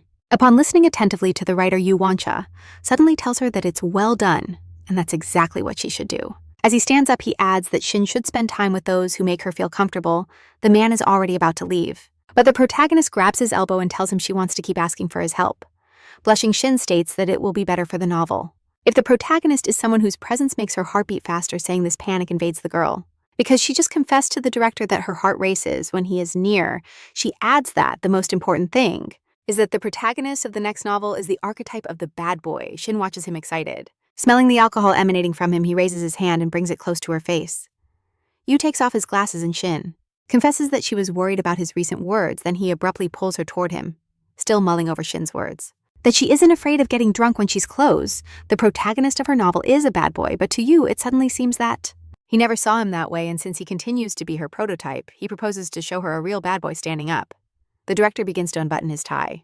The girl is surprised by his attitude, but curiosity dominates her and she can't take her eyes off him suddenly. She feels something has changed. The director steps away from her and holds his head, asking her if everything is okay. The man replies that his head hurts very badly. He sits down again in a squat, and now Shin realizes how drunk he is. After a while, they sit together on the bench, and Ju apologizes to the girl for his inappropriate behavior. He admits that he normally doesn't drink so much and thought that with a full stomach the alcohol wouldn't affect him that much. The protagonist asks him why he drank so much then, and the question leaves him perplexed. He doesn't even understand why he suggested having dinner together, nor why he drank so much. Besides, Shin said strange things to him, and now he's very confused about Shu's situation. He murmurs something about how it feels weird to be with her, and upon hearing this, the protagonist feels like he doesn't want to spend time with her, which offends her because he could have just refused. The girl doesn't understand why he's mentioning this now. The only explanation she can give is that the director is doing all this just for his job. Now it's clear to her that all his help both with the prototype and with Sonu was only related to the book. Sometimes when Shin felt a little weird, she didn't want to be a burden to him and promised to focus on the manuscript. But for some reason her heart beats with the same intensity now, and since she believes that the director, unlike her, feels nothing, she suddenly suggests he stop helping her. If Juno understands how she ended up in this situation, then he could stop helping her. Shin turns around so the man doesn't notice the tears that are about to fall from her eyes. But the young woman trembles so much that Juno ignores it with a sigh. She tells the director that she suspects he doubts the success of her upcoming book. With tears in her eyes, Shin insists that she wants to write the book herself, so she wouldn't have to see him anymore. She moves closer to the young woman and asks who told her she's a bad writer. He comforts her and claims he never thought that, and that she misinterpreted things again. However, thanks to that conversation, Ju now understands what opinion he really has of her, and that he invited her to dinner today, just because he wanted to. She suspects that he doubts the success of his upcoming book. With tears in her eyes, Shin insists that she wants to write the book herself so she wouldn't have to see him again. She gets closer to the young woman and asks who told her she's a bad writer. She comforts her and claims she never thought that way and that she misunderstood things again. However, thanks to that conversation, Ju now understands what opinion he really has of her and that he invited her to dinner today, just because he wanted to. Ju knows he's not especially nice, and maybe that's why there were misunderstandings between them, but he genuinely wants to help. He also wants to clarify why Shin's words angered him about the fact that she isn't afraid of being drunk. It happened like this because it seemed to him like she didn't see him as a man. Her words surprise him so much that she screams. He gets up from the bench and tries to convince Ju that it's not like that. Shin confesses he just wanted to say he turned out to be nicer than he expected. When they're together, his heart races like a protagonist in a novel, so there's no need to think of it as something bad, even though after the explanations, Ju's anger should have disappeared from her expression. He denies it. The man tries to understand the meaning of her words, but at that moment, Shin runs into his arms. As he fades into him, he asks if he can feel his heart racing. Shin realizes he could have put his hand directly on his chest and blushes at his awkward act. Right in the chest, and she blushes from her clumsy act. But Ju suddenly raises his arms and hugs her tightly. The man squeezes her so hard that it seems he's going to choke her. Her blush from a simple touch amuses Ju.